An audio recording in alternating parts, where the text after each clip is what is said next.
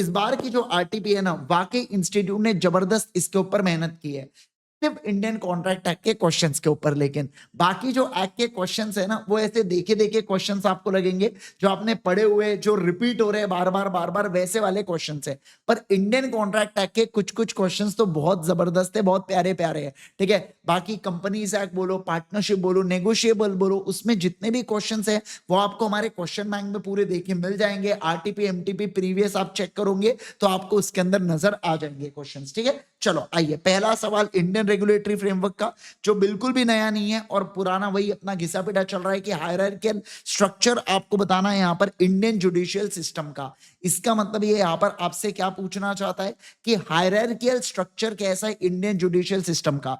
तो सर इसके अंदर आपको लिखना पड़ेगा कि हायरार्कियल स्ट्रक्चर जो इंडियन जुडिशियल सिस्टम में कौन आते हैं, कोर्ट आते हैं। कौन आते हैं बोलो बच्चों, कोर्ट आते हैं इसके अंदर। समझ रहे हैं आप बात को, है ना। यस सर, इसके अंदर क्या आते हैं, सुप्रीम कोर्ट सबसे ऊपर होते हैं, फिर हाई कोर्ट होते हैं, फिर डिस्ट्रिक्ट कोर्ट या मेट्रोपॉलिटिकल कोर्ट इसके अंदर आते हैं क्या।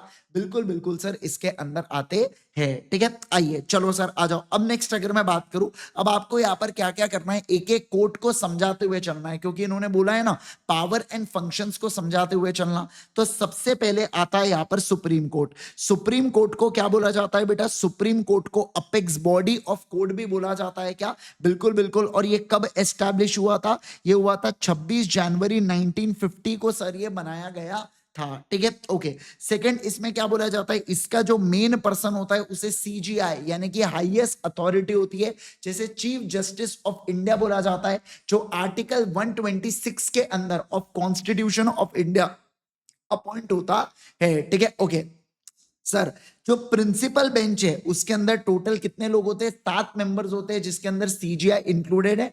प्रेजेंटली ये जो नंबर है इसको इंक्रीज करके कितना कर दिया गया है, 34 कर दिया गया है। कितना कर दिया गया, 34, क्योंकि अब वर्कलोड और केसेस जो है ना ये बहुत ज्यादा बढ़ चुके हैं, ठीक है ना। एक जो इंडिविजुअल है, क्या वो सुप्रीम कोर्ट के अंदर जा सकता है क्या, बिल्कुल। वो रिट पिटिशन फाइल यहां पर कर सकता है। आपने अक्सर जॉनी एलएलबी मूवी में, है ना, इसके अलावा अगर मैं बात करूं आपके साथ, तो आपने जितने भी यार ये एलएलबी वाली मूवीज आती है ना, उसमें रिट पिटिशन ये सारी चीजें आपने सुना होगा। पर ज्यादातर आपको जॉली एलएलबी में आपको देखने को मिलेंगे वो बहुत ज्यादा पिटिशन रिट पिटिशन करते हैं, है ना। तो ऐसे केस में वो अलाउ करता है आर्टिकल कौन, article 32 of constitution of India. क्या कहा मैंने, बोलो। Article 32 of constitution of India यहां पर अलाउ करता है किसको बच्चों, अलाउ करता है रिट पिटिशन डालने को। किसको, सभी लोग बनाना, रिट पिटिशन डालने को। समझे क्या आप बात को, क्या आप इतनी चीजें लिख पाएंगे सुप्रीम कोर्ट के बारे में, ठीक है। आ जाओ फिर सर, फिर अगला पॉइंट आता है यहाँ पर हाई कोर्ट के बारे में, ठीक है ना। आपने भी क्या करते रहना है बेटा, एक रफ नोटबुक के अंदर मेरे साथ साथ स्क्रिबल करते हुए चलना। देखो आप समझिए बात को। अब अरे भाई साहब, क्या हो गया मुन्ना, लैगवा आ रहा है क्या, लैग आया था क्या, देखो लैग आया था क्या।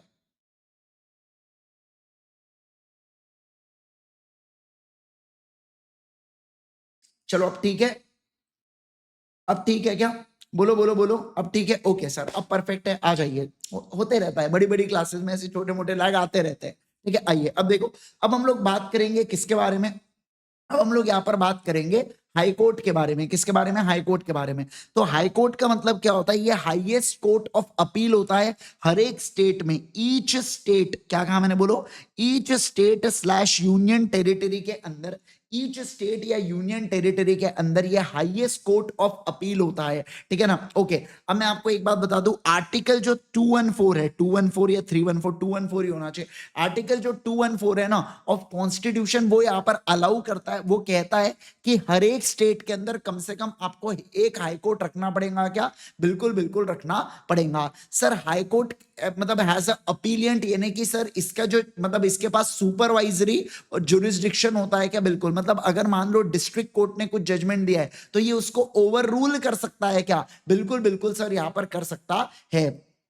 सर एक जो इंडिविजुअल है ना, अगर मान लीजिए उसके फॉर एग्जांपल जो फंडामेंटल राइट्स होते हैं जैसे राइट टू स्पीक और वो सब होते नहीं क्या, तो ऐसे केस के अंदर अगर मान लो उसके वो सब चीजें ब्रीच हुई ना, तो वो हाई कोर्ट के अंदर अपील कर सकता है। तो मैंने क्या कहा यहां पर बताना सर, वॉयलेशन अगर होता है किसका, फंडामेंटल राइट का, किसका बोलो जल्दी से, फंडामेंटल राइट का, तो उस केस के अंदर आप क्या कर सकते हो, हाई कोर्ट के अंदर आप यहां पर अपील कर सकते हो। क्या, बिल्कुल बिल्कुल कर सकते हैं। क्या बात कर रहे हैं, मैं ऑडिबल नहीं हूं? अरे भाई ऐसे मत बोलो, हेलो, लो लो लो लो लो लो लो लो, माइक चेक है ना, ऐसा देखो इशू हो रहा है, नहीं जी नहीं, ऐसा नहीं हो सकता।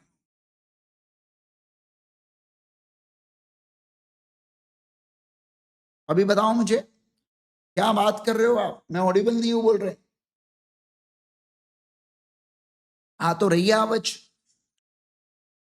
ऑल ओके है ना, मुझे तो एकदम परफेक्ट चल रहा है। अच्छा देखो बेटा क्या होता है, ये अपना फोन है ना, फोन के साइड में एक लंबी डंडी है बच्चों, किसी किसी के फोन में टुकड़े टुकड़े में डंडी रहती है, उस डंडी में ऊपर वाला बटन टुक टुक टुक टुक टुक टुक करे तो मेरी आवाज धीरे धीरे धीरे धीरे धीरे धीरे धीरे धीरे ऐसी बढ़ती है फिर, है ना? यस, बाकी मेरे हिसाब से तो सब कुछ चीजें एकदम बराबर होनी चाहिए। राइट, ओके सर, सब सही है मेरे हिसाब से तो यार। चलो आओ देखो, अब मैं बात करूंगा किसके बारे में बच्चों, अब मैं बात करूंगा डिस्ट्रिक्ट कोर्ट के बारे में। किसके बारे में बोलो सभी लोग, डिस्ट्रिक्ट कोर्ट के बारे में मैं हम लोग यहां पर बात करेंगे। सर डिस्ट्रिक्ट कोर्ट मतलब किसके नीचे आता है, हाई कोर्ट के नीचे होते हैं डिस्ट्रिक्ट कोर्ट। अब मैं आपको एक बात बताऊं, जो कोर्ट, जो डिस्ट्रिक्ट जज है ना बेटा, वो सिविल मैटर्स को रिगार्डिंग कंसर्न होता है। किसके रिगार्डिंग बोलो बच्चों, सिविल मैटर्स के रिगार्डिंग। इसको पंचायत होती है क्या, बिल्कुल बिल्कुल सर, यहाँ पर सिविल मैटर्स के रिगार्डिंग यहाँ पर पंचायत होती है। जो भी कॉन्ट्रैक्चुअल डिस्प्यूट्स होंगे या कोई डैमेजेस वगैरह का क्लेम वगैरह होगा, तो उसके रिगार्डिंग सर ये चीजें यहां पर डील करते हैं।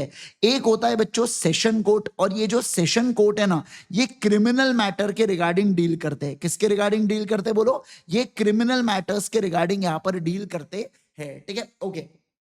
एक बात बता दूं, on the basis of pecuniary jurisdiction, जो सिविल जज है ना, वो मतलब वो बेसिकली मतलब वो ट्राई करता है कि जो सूट का अमाउंट जब 2 करोड़ से नीचे है ना, तब वो इन्वॉल्व हो उसके अंदर। 2 करोड़ के ऊपर है तो आपको देंगे, एक काम करो डायरेक्ट आप किसके पास जा सकते हो, आप एक काम करो डायरेक्ट आप चले जाओ यहाँ पर किसके पास, हाई कोर्ट के पास। फिर आता है मेट्रोपॉलिटिकल कोर्ट। मेट्रोपॉलिटिकल कोर्ट आजकल एक नया, मतलब आजकल नहीं, काफी समय हो गया इसको, बट ये बेसिकली नया नया एक टाइप ऑफ कोर्ट है जो बेसिकली मेट्रोपॉलिटिकल सिटीज में है, जहां पर पॉपुलेशन 10 लाख या उससे ज्यादा है ना, तो वहां पर मेट्रोपॉलिटिकल कोर्ट एस्टैब्लिश किया गया है। जो चीफ मेट्रोपॉलिटिकल मैजिस्ट्रेट है उसके पास पावर होती है यहाँ पर, मतलब वो मेन पर्सन होता है। जो कोर्ट ऑफ मैजिस्ट्रेट के पास पावर होती है फर्स्ट क्लास, वैसी उसके पास क्या पाई जाती है बच्चों, वैसी उसके पास पावर पाई जाती है। ठीक है, आइए अब आ जाएंगे, अब हम लोग क्वेश्चंस को रीड करना चालू करेंगे इंडियन कॉन्ट्रैक्ट एक्ट के सवाल के ऊपर, पढ़ेंगे एकदम बढ़िया से।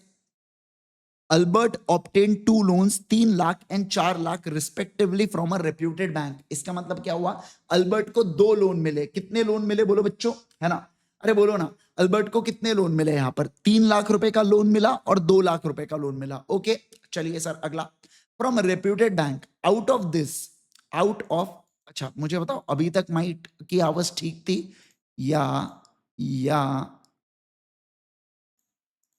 या अब आपको बेटर आ रही है? क्या अब आपको आवाज बेटर आ रही है क्या, बोलो जल्दी से, तो मैं ऐसा रख लेता हूं, है ना। अब आवाज बेटर है क्या, बोलो। अब क्या आवाज एकदम परफेक्ट है, एकदम बेटर है?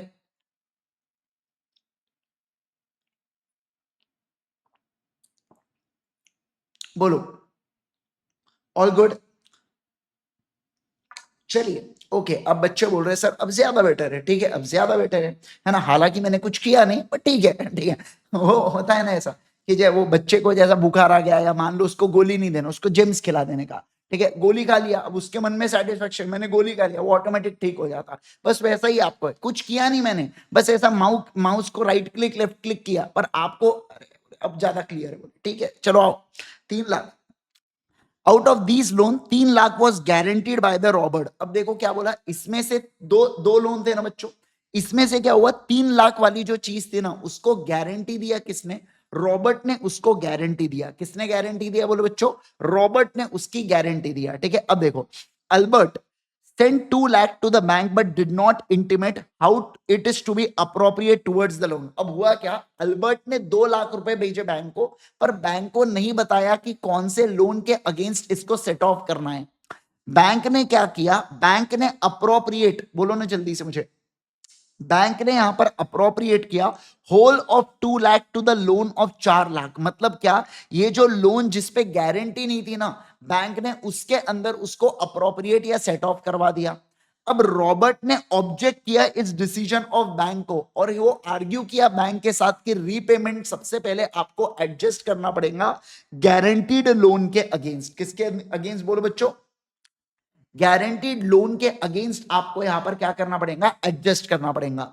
अब state with the reasons whether bank यहां पर करेक्ट था क्या अपने डिसीजन में अंडर इंडियन कॉन्ट्रैक्ट एक्ट. अब आपको बोला जा रहा है यहां पर कि बैंक सही है या नहीं है, इसके बारे में बताओ.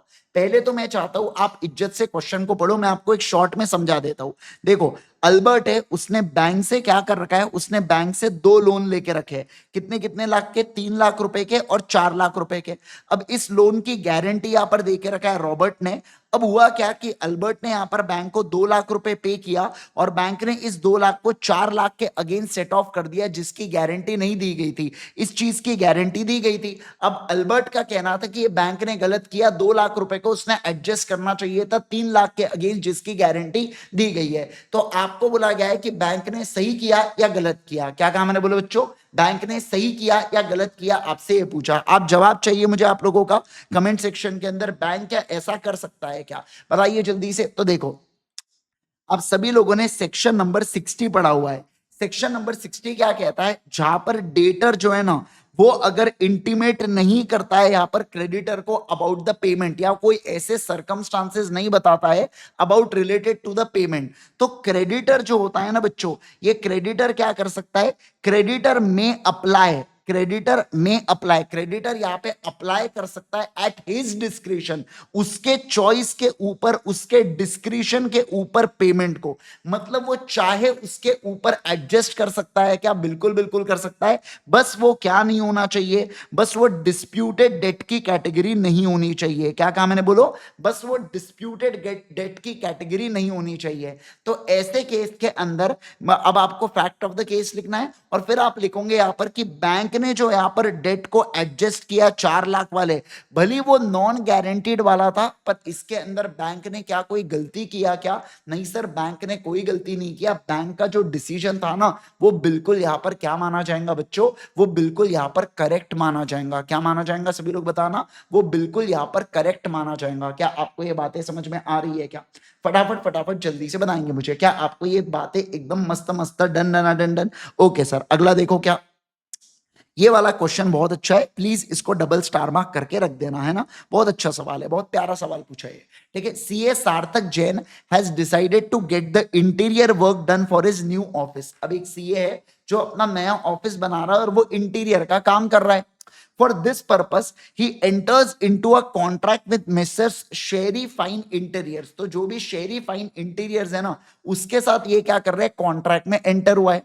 अब it was agreed that messrs Sherry fine interiors will complete the interior work up to 31/1/2025. अब बोल के रखा है कि जो इंटीरियर वाला है ना, वो क्या करेगा, 31 मार्च तक उसने पूरे कामकाज को क्या कर लेना है बच्चों, पूरे कामकाज को निपटा लेना है. अब देखो, on 31/1/25, CA Sarthak Jain observed that only 20 to 30% of the work is completed. अरे भाई साहब, जो ड्यू डेट थी ना, तब केवल और केवल 20 से 30% वर्क ही हुआ था, ऐसा सीए सार्थक जैन देखता है. फिर he decided to cancel the contract with Messrs. Sherry Fine Interiors. Messrs. Sherry Fine Interiors filed the suit against Sarthak Jain for recovery of cost as the incurred on interior work. CA Sarthak Jain argued that Messrs. Sherry Fine Interiors did not complete the work within the time as per contract and further worked until 31/1/25 by Messrs. Sherry Fine Interior. देखो, was of no use, ये बहुत ज्यादा जरूरी है, was of no use to him as he has to appoint new interior engineer. अब Explain whether CA Sarthak Jain is liable to pay the cost of work done by Messrs Sherry Fine Interiors under the provision of Indian Contract Act. तो क्या सार्थक को यहाँ पर liable है क्या वो कॉस्ट पे करने के लिए? तो मुझे एक बात बताइए, यहाँ पर क्या यहाँ पर वो लायबल होने वाला है क्या? आप मुझे बताइए। नहीं सर, वो यहाँ पर लायबल नहीं होगा। एक बात बताऊं मैं आपको, यहाँ पर कॉस्ट के बारे में पूछा है, क्या यहाँ पर कुछ ऐसा क्वांटम मेरिट या कोई दूसरे चीजों के बारे में बात किया है क्या? नहीं किया है। ये बोल रहा है कि क्या यहाँ पर आपको जो भी कॉस्ट वर्क डन हुआ है उसके बारे में आपको पे करना पड़ेगा या नहीं करना पड़ेगा। देखो, मैंने आपको आंसर रीड करते वक्त ही बताया, ये वाला पॉइंट बहुत इंपॉर्टेंट है कि वो जो सामने वाले ने काम किया है ना, वो मेरे किस काम का नहीं है। अगर वो मेरे काम का होता तो मैं उसके लिए एक बार का चलो पेमेंट भी कर देता, पर वो चीज अगर मेरे काम की ही नहीं है तो क्या मैं उसके लिए पेमेंट करूंगा क्या? नहीं सर, मैं उसके लिए पेमेंट नहीं करूंगा। तो देखो, सबसे पहली बात तो आपको सेक्शन नंबर 2I के अनुसार वॉइडेबल कॉन्ट्रैक्ट की डेफिनेशन बताना पड़ेगा, जो ये कहता है यहाँ पर कि जो कोई एग्रीमेंट जो एनफोर्सेबल एट लॉ होता है at the option of one or more parties but not at the option of others, उसे वॉइडेबल कॉन्ट्रैक्ट कहता है। दूसरा, आपको ये बताना पड़ेगा जहां पर पार्टी ने प्रॉमिस किया है कि वो वर्क को परफॉर्म करेंगे विद इन टाइम, और वो अगर काम को परफॉर्म नहीं कर पाते विद इन टाइम तो कॉन्ट्रैक्ट अवॉइडेबल हो जाता है at the option of promisee, eight the option of promisee. और ठीक है, आप ये चीज, ये दूसरा पॉइंट हुआ। तीसरा, फिर आपको ये भी बताना पड़ेगा कि अगर प्रोमिसी को कोई भी बेनिफिट रिसीव हुआ है तो वो बेनिफिट आपको क्या करना पड़ेगा? रिटर्न करना पड़ेगा। पर ऊपर तो लिख दिया वो जो मिला है वो ऑफ नो यूज, तो इस केस के अंदर भैया कुछ देने की बारी आ रही है क्या? नहीं सर, नहीं आ रही है। तो फिर आप फैक्ट ऑफ द केस लिखोगे और फिर बोलोगे कि कॉन्ट्रैक्ट वॉइडेबल है, और सीए सार्थक जैन अगर उसको अवॉइड करना चाहता है तो वो कर सकता है, और उसको 1 रुपया भी कॉस्ट पे करने की जरूरत नहीं है। क्यों? क्योंकि उसको उसका जो काम हो गया है ना, वो उसके लिए कोई भी यूज का नहीं है। अगर मान लो वो काम उसके लिए 5 या 10 लाख के यूज का होता तो क्या उसको उसका पैसा पे करना पड़ता, कंपनसेट करना पड़ता, फिर करना पड़ता। बट अदरवाइज यहां पर कंपनसेट करना पड़ेगा क्या? नहीं सर, कंपनसेट नहीं करना पड़ेगा। इस बात का आपको क्या करना है बच्चों? ध्यान रखना है। क्या आप बात को समझे? सारे लोग जल्दी से बताएंगे मुझे, क्या आप लोग यहाँ पर एकदम बढ़िया बढ़िया बात को समझ गए क्या? सभी लोग फटाफट बताएंगे मुझे, है ना? यस, चलिए सर आएंगे क्वेश्चन नंबर 4 के ऊपर। देखो, नहीं, मैसर्स बोल रहा हूं, sorry. Rohan is of 17 years has purchased a mobile phone for his online classes from mobile sales center on credit, मतलब उधारी पर लिया। On due date he did not make the payment of mobile. अब क्या हुआ? ड्यू डेट आया और उसने पेमेंट नहीं किया मोबाइल का। अब जो मोबाइल सेल सेंटर है ना, उसने रोहन और उसके पेरेंट्स के ऊपर केस कर दिया। रोहन के पास 15,000 रुपए है and as is cash balance, उसके पास खुद के पास 15,000 रुपए है, और उसके फादर के पास लेकिन इनफ मनी है कि वो मोबाइल का पैसा पे कर दे। अब इस सिचुएशन में आपको एग्जामाइन करना है यहां पर कि क्या रोहन या उसके पेरेंट्स लायबल होंगे क्या इस अमाउंट को पे करने के लिए। तो देखो, सबसे पहली बात तो रोहन यहां पर क्या है बच्चों? सर, रोहन यहां पर माइनर है, तो आपको सबसे पहले लिखना पड़ेगा सेक्शन नंबर 11, और आप सेक्शन नंबर 11 के अनुसार लिखेंगे कि माइनर के साथ अगर आप कॉन्ट्रैक्ट करते हो ना, तो वो क्या होता है बच्चों? वो वॉइड एब इनिशियो होता है। क्या होता है? सभी लोग बताना। वो वॉइड एब इनिशियो होता है। फिर मतलब minor is not capable of contracting, आप ये बताओगे। फिर दूसरा, फिर आप ये लिखोगे कि माइनर को आप एनफोर्स नहीं कर सकते यहां पर। किस चीज के लिए? माइनर को आप एनफोर्स नहीं कर सकते यहां पर कॉन्ट्रैक्ट के अंदर जो भी चीजें उसने वादा किया या लाइबिलिटीज को पे करने के लिए। और दूसरा, माइनर के कारण उसके जो पेरेंट्स होते हैं या गार्डियंस होते हैं, क्या वो लायबल होते हैं क्या बच्चों? ना सर, वो यहां पर लायबल नहीं होते, इस बात का ध्यान रखना। लेकिन मैं आपको बता दूं, जो माइनर है ना बच्चों, वो क्या होंगे? वो नेसेसरीज के लिए पेमेंट करने के लिए लायबल होंगे। किसके लिए होंगे बोलो? नेसेसरीज का पेमेंट करने के लिए लायबल होंगे। अब क्योंकि ऑनलाइन क्लास के लिए फोन खरीदा गया था और एजुकेशन नेसेसरी के अंदर आता है, तो ये वाला पॉइंट नेसेसरी में कंसीडर होगा। तो आप बोलोगे माइनर के पेरेंट्स लायबल नहीं होंगे, लेकिन रोहन के जितने असेट है यानी कि 15,000 रुपए, वो यहां पर क्या कर सकता है? जो मोबाइल सेल सेंटर वाला है वो 15,000 रुपए को रिकवर कर सकता है क्या? हाँ सर, वो 15,000 रुपए को रिकवर कर सकता है। क्या कहा मैंने? बोलो, 15,000 रुपए को रिकवर कर सकता है। क्या आपको ये बातें समझ आ गई? बोलो बोलो बोलो मेरे प्यारे बच्चों, क्या आपको ये बातें एब्सोल्युटली क्लियर है क्या? बढ़िया बढ़िया क्वेश्चन है ना, एकदम मस्त क्वेश्चन, डन है। आइए अब हम लोग चलेंगे फिफ्थ वाले क्वेश्चन के ऊपर। देखो, अखिल ordered 100 kgs of wheat to messrs Sahil Kirana stores, है ना, मतलब अखिल गया साहिल किराना स्टोर्स के पास और उसने ऑर्डर किया 100 किलो, क्या 100 किलो व्हीट ऑर्डर किया, और उसने प्रॉमिस किया कि वो सप्लाई करेगा व्हीट बाय इवनिंग। अब इवनिंग में क्या हुआ, जो हॉकर, हॉकर मतलब जो ऑटो वाला है, जो सामान को ला रहा है of messrs Sahil Kirana stores, वो लेके आता है 100 केजी ऑफ व्हीट, बट वो गलती से उसको डिलीवर कर देता है नेबर ऑफ अखिल को, जो अखिल का पड़ोसी है ना, उसको दे देता है। अब referring to the provision of Indian contract Act, आपको एडवाइस करना है कि कौन यहां पर लायबल होगा व्हीट के प्राइस को पे करने के लिए। क्या कहा मैंने, बोलो बच्चों, कौन यहां पर लायबल होगा व्हीट के प्राइस को पे करने के लिए? किसके लिए बोलो बच्चों? व्हीट के प्राइस को पे करने के लिए कौन यहां पर लायबल होगा, आपको इस बात को बताना है। चलो अब मुझे बताएंगे, है ना, क्या यहां पर, क्या यहां पर कौन यहां पर लायबल होगा? तो जो सर देखो, सर ये है ना कॉजी कॉन्ट्रैक्ट की कैटेगरी के अंदर आता है। अगर आपको याद आ रहा है तो कॉजी कॉन्ट्रैक्ट के अंदर अपन ये चीज को पढ़ते हैं सेक्शन नंबर 72 में, कि जहां पर एक पर्सन क्या करता है, एक पर्सन को पैसा या कोई दूसरी चीज गलती से या अंडर कोवर्जन डिलीवर हो जाती है, तो उस व्यक्ति को वो चीज रीपे या रिटर्न करनी होती है। समझे क्या बात को? इसका मतलब सर, अगर गलती से मैंने 100 किलो यहां पर दे दिया नेबर को और वो इसको एक्सेप्ट कर लेता है, तो बाय डिफॉल्ट उसका प्राइस नेबर को पे करना पड़ेगा। क्या? हाँ सर, नेबर को पे करना पड़ेगा। इस बात का आपको क्या रखना है बच्चों, ध्यान रखना है। क्या कहा मैंने, बोलो, इस बात का आपको ध्यान रखना है। मतलब सर इस केस के अंदर जो नेबर है ना, वो यहां पर लायबल होगा किसके लिए? वो यहां पर लायबल होगा पेमेंट करने के लिए। किसके लिए बोलो बच्चों? पेमेंट करने के लिए। समझे क्या आप बात को, है ना? मैं, अगर आपको याद है तो रेगुलर क्लासेस में मैं आपको जूस का एग्जांपल देता था कि अगर कोई व्यक्ति यहां पर, मान दो उसका इंटेंशन है नॉन ग्रेटिट्यूअस एक्ट का, और आप उस एक्ट को अनजाने में एंजॉय कर लेते हो, तो आप उसके लिए यहां पर क्या होंगे, लायबल होंगे पैसा देने के लिए। समझे क्या? और कॉजी कॉन्ट्रैक्ट के अंदर कभी भी दो पार्टीज के बीच में ऑफर एक्सेप्टेंस नहीं होता।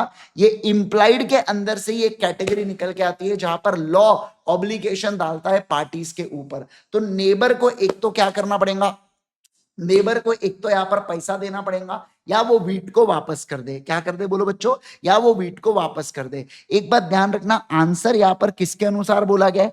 इंडियन कॉन्ट्रैक्ट एक्ट के अनुसार। तो आप आंसर किस हिसाब से बताएंगे? इंडियन कॉन्ट्रैक्ट एक्ट के अनुसार ही बताएंगे, इस बात का ध्यान रखिए। ठीक है, ओके। चलो क्वेश्चन नंबर 6 अब देखिए। Rahul hired a car for 15 days from messrs Khushwa travels. After, देखो कितने दिन के लिए? 15 दिन के लिए। और देखो शब्द पे जोर डालना, हायर। हायर का मतलब होगा बच्चों की ग्रेटिट्यूअस बेलमेंट होने वाला है या नॉन ग्रेटिट्यूअस बेलमेंट? तो सर ये नॉन ग्रेटिट्यूअस बेलमेंट होने वाला है, मतलब पैसा लिया होगा यहां पर, राहुल ने पैसा दिया होगा खुशवा ट्रेवल्स को। अब देखो आफ्टर 5 डेज, 5 दिनों के बाद, messrs Khushwa travels demanded back his car from Rahul. दिया 15 दिन के लिए कार था, अब 5 दिन के लिए बाद वापस मांग रहा है। क्या कहा मैंने, बोलो? 5 दिन के बाद वापस मांग रहा है। He was also agreed to compensate for any loss suffered by the Rahul. और मैं, खुशवा ट्रैवल्स ने ये भी बोला, राहुल भाई अगर आपको कुछ भी नुकसान हुआ हो ना, मैं उस नुकसान की क्या कर दूंगा, भरपाई कर दूंगा। क्या कर दूंगा बोलो? भरपाई कर दूंगा। ओके, अब due to premature termination, अब होता क्या है देखो, but Rahul refuse to return the car before the time period. पर 15 दिन होने से पहले राहुल ने बोला मैं तो आपको कार दूंगा ही नहीं। क्या कहा मैंने, बोलो? मैं तो आपको कार दूंगा ही नहीं। अब मेसर्स खुशवा ट्रैवल्स ने यहां पर राहुल के ऊपर केस कर दिया for recovery of the car. अब referring to the provisions of Indian contract act, क्या खुशवा ट्रैवल्स रिकवर कर सकता है क्या राहुल से before the time fixed for the bailment? तो बेलमेंट का टाइम फिक्स होने से पहले क्या वो रिकवर कर सकता है क्या? तो देखो इसके अंदर एप्लीकेबल होता है सेक्शन नंबर 159, जो ये कहता है कि जब आप यहां पर गुड्स को ग्रेटिट्यूअसली देते हो ना, तो उस केस के अंदर आप क्या कर सकते हो, बेलर जो है ना वो डिमांड बैक कर सकता है गुड्स को। क्या कर सकता है बोलो? वो डिमांड बैक कर सकता है गुड्स को, और वो भी कब? At any time. बट उसको क्या करना पड़ता है? बट उसको प्री मैच्योर टर्मिनेशन का पैसा देना पड़ता है। क्या देना पड़ता है बोलो बच्चों? पैसा देना पड़ता है। समझे क्या बात को, है ना? ये लेकिन मैं आपको एक बात बताऊं, यहां पर बेटा क्या ग्रेटिट्यूअस बेलमेंट था क्या? नहीं सर, यहां पर क्या था? नॉन ग्रेटिट्यूअस बेलमेंट था। और अगर नॉन ग्रेटिट्यूअस बेलमेंट था तो उस केस के अंदर क्या होता है? उस केस के अंदर बेलर के पास राइट नहीं होता रिकवर करने का। समझे क्या बात को? मतलब बेलमेंट के अंदर राइट अवेलेबल नहीं होता है बेलर के पास कि वो प्री मैच्योर टर्मिनेशन करके कंपनसेशन दे। इसलिए जो मेसर्स खुशवा ट्रैवल्स है ना, वो क्या नहीं कर सकता? वो यहां पर केस नहीं कर सकता, मतलब वो रिकवर नहीं कर पाएगा गुड्स को बिफोर 15 डेज। वो रिकवर कर पाएगा क्या? नहीं सर, वो रिकवर नहीं कर पाएगा, इस बात का ध्यान रखना। इसलिए देखो मैंने आपको रीड करते वक्त हायर्ड के ऊपर जोर दिया था कि ये नॉन ग्रेटिट्यूअस बेलमेंट है। ये एक्सीडेंट पॉइंट है बच्चों, बहुत बच्चों से गलती हो सकती है, इसको डबल स्टार मार्क करके रख देना। समझे क्या बात को? बोलो ना जल्दी से मुझे, क्या आपको ये बातें एब्सोल्युटली क्लियर है क्या? फटाफट फटाफट जल्दी जल्दी बताएंगे मुझे, क्या आपको ये बातें एब्सोल्युटली क्लियर है क्या? सभी लोग सभी लोग सभी लोग, ठीक है, आ जाओ सर, आइए अगला। अब मैं चलूंगा क्वेश्चन नंबर 7 के ऊपर। देखो यहां पर क्या, Ajay appoints Vijay to sell the electronic goods lying in his godown. He also agrees to give 10% commission. देखो अजय ने विजय को अपॉइंट किया है यहां पर किसके लिए? जो तू इलेक्ट्रॉनिक माल बेच, मतलब एजेंट के तौर पर। और उसने बोला भी है कि जो भी सेल प्राइस होगा ना उसका 10% मैं तेरे को कमीशन दूंगा। अब आफ्टरवर्ड्स अजय रिवोक, रिवोक का मतलब होता है कैंसल करता है विजय की अथॉरिटी, मतलब जो विजय को एजेंट बनाया है और माल बेचने का पावर दिया है ना, वो अथॉरिटी को कैंसल कर रहा है अजय। और ये उसको क्या करता है? लेटर भेजता है विजय को। अब लेटर भेजा गया था 3rd ऑफ मार्च को, बट वो विजय के द्वारा रिसीव हुआ 7th ऑफ मार्च को। मतलब विजय को पता कब चला? 7th ऑफ मार्च को विजय को पता चला क्या? कि अब उसके पास माल बेचने की अथॉरिटी है ही नहीं। अब ऑन 5th ऑफ मार्च क्या होता है? विजय सोल्ड गुड्स वर्थ ₹1,20,000। अब 5 मार्च को, यानी कि देखो 3rd और 7th के बीच में हुआ ऐसा कि विजय ने क्या किया? 1,20,000 के गुड्स बेच दिया और वो चाहता है कि अजय उसके ऊपर उसको कमीशन दे। बट अजय का कहना था मैंने अथॉरिटी को पहले ही रिवोक कर दिया था, तो इस केस के अंदर तुमको कमीशन नहीं मिलेगा। अब आपको बोला जा रहा है कि इंडियन कॉन्ट्रैक्ट एक्ट के अनुसार क्या अजय लायबल है क्या विजय को कंपनसेशन देने के लिए? इसको भी डबल स्टार मार्क करके रख दो। बहुत अच्छा सवाल बनाया इंस्टीट्यूट ने, हालांकि अपने क्वेश्चन बैंक के अंदर ऐसा क्वेश्चन अवेलेबल है। ठीक है, देखो ये बेसिकली बेसिस है किसके ऊपर? Section number 208 of Indian contract act के ऊपर। ये कहता है कि क्या the termination of authority of agent, समझना बात को, टर्मिनेशन, अगर आप अथॉरिटी ऑफ एजेंट को टर्मिनेट करते हो तो उसका इफेक्ट कब आएगा? जब उस पर्सन को नोन होगा इस चीज के बारे में। मतलब कि अपने केस के अंदर 7th ऑफ मार्च को पता चला था ना विजय को, तो 7th ऑफ मार्च से उसकी अथॉरिटी क्या होंगी बेटा? खत्म होंगी। इसका मतलब सर यहां पर जो माल बेचा गया 1,20,000 का, क्या उसके ऊपर का कमीशन विजय क्लेम कर सकता है क्या? हाँ सर, उसके लिए विजय जो है ना वो क्लेम कर सकता है। मतलब अजय उसके लिए क्या लायबल होने वाला है क्या? हाँ सर, अजय उसके लिए लायबल यहां पर होने वाला है, समझे ना? यस, तो इनका कहना है सर कि 7th ऑफ मार्च को, यानी कि जब से पता चला है विजय को कि उसके पास अथॉरिटी नहीं है, तब से उसके पास पावर नहीं होती है गुड्स को बेचने की। तब तक क्या उसके पास पावर होती है क्या गुड्स को बेचने की? बिल्कुल बिल्कुल। और उसके ऊपर का कमीशन भी क्या उसको मिलेगा क्या? हाँ सर, उसके ऊपर का भी कमीशन उसको मिलने वाला है। ठीक है, आ जाइए अगला। अब देखो क्वेश्चन नंबर 8 पढ़ेंगे। क्वेश्चन नंबर 8 पढ़ो जल्दी से, डायरेक्ट क्वेश्चन है वैसे तो।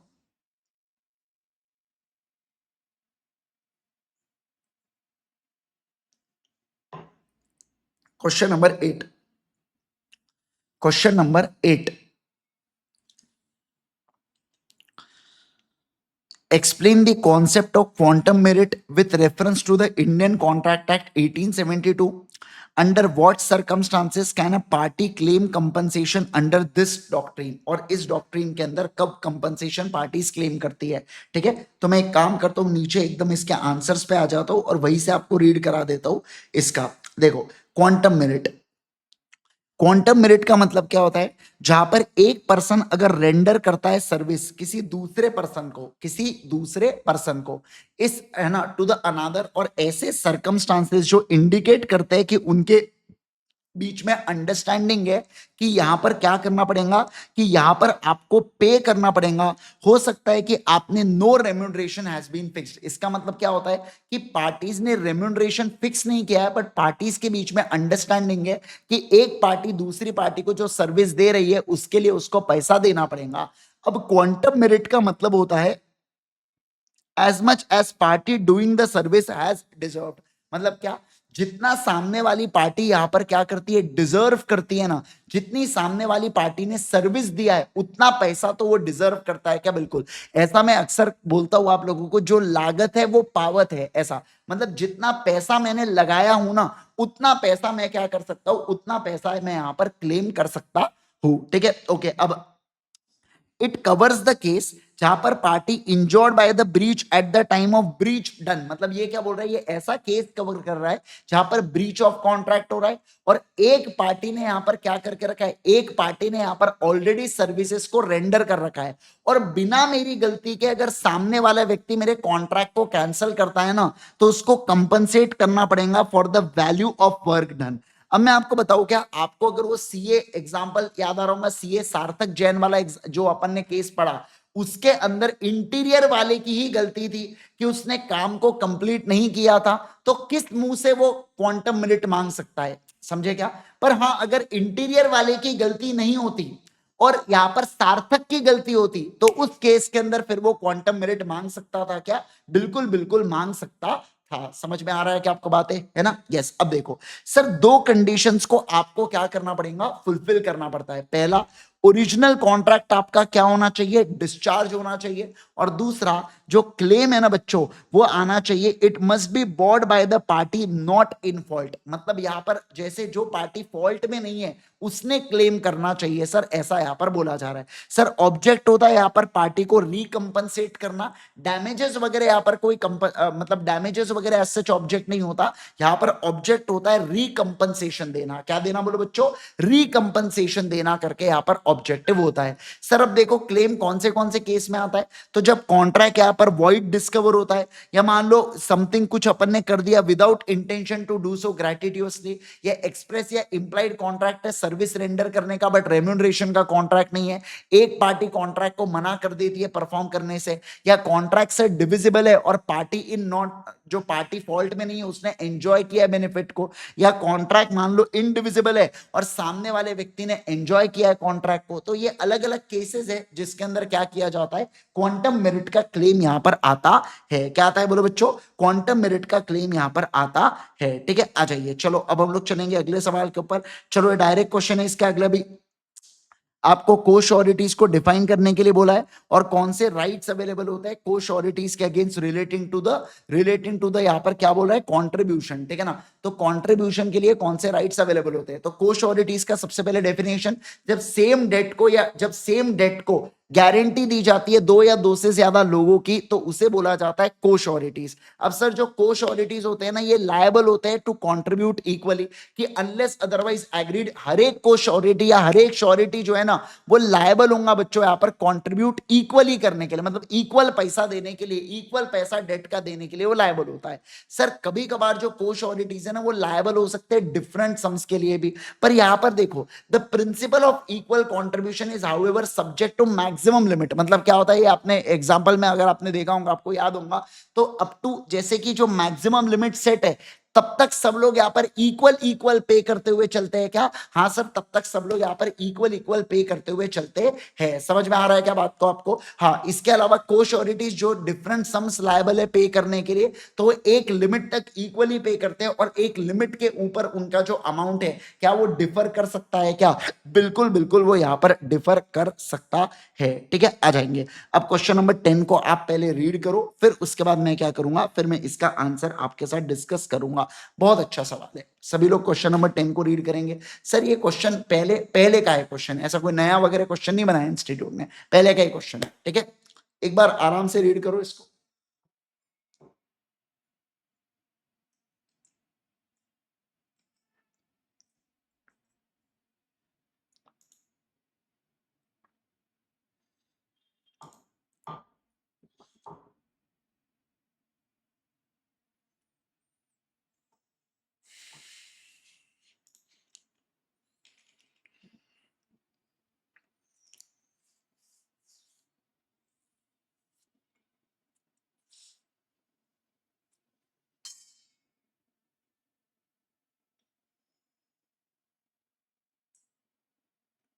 नहीं, उसमें नहीं लग सकता ईशान।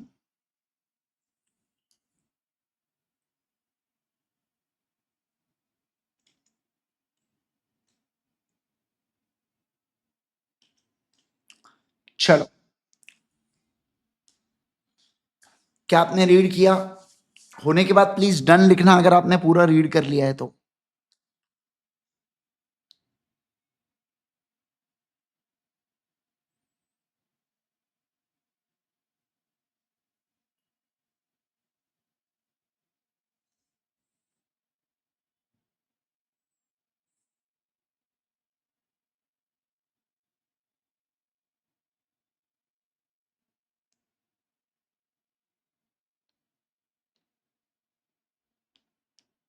चलो आओ, चलो करो अभी। मैं ध्यान देना यहाँ पर।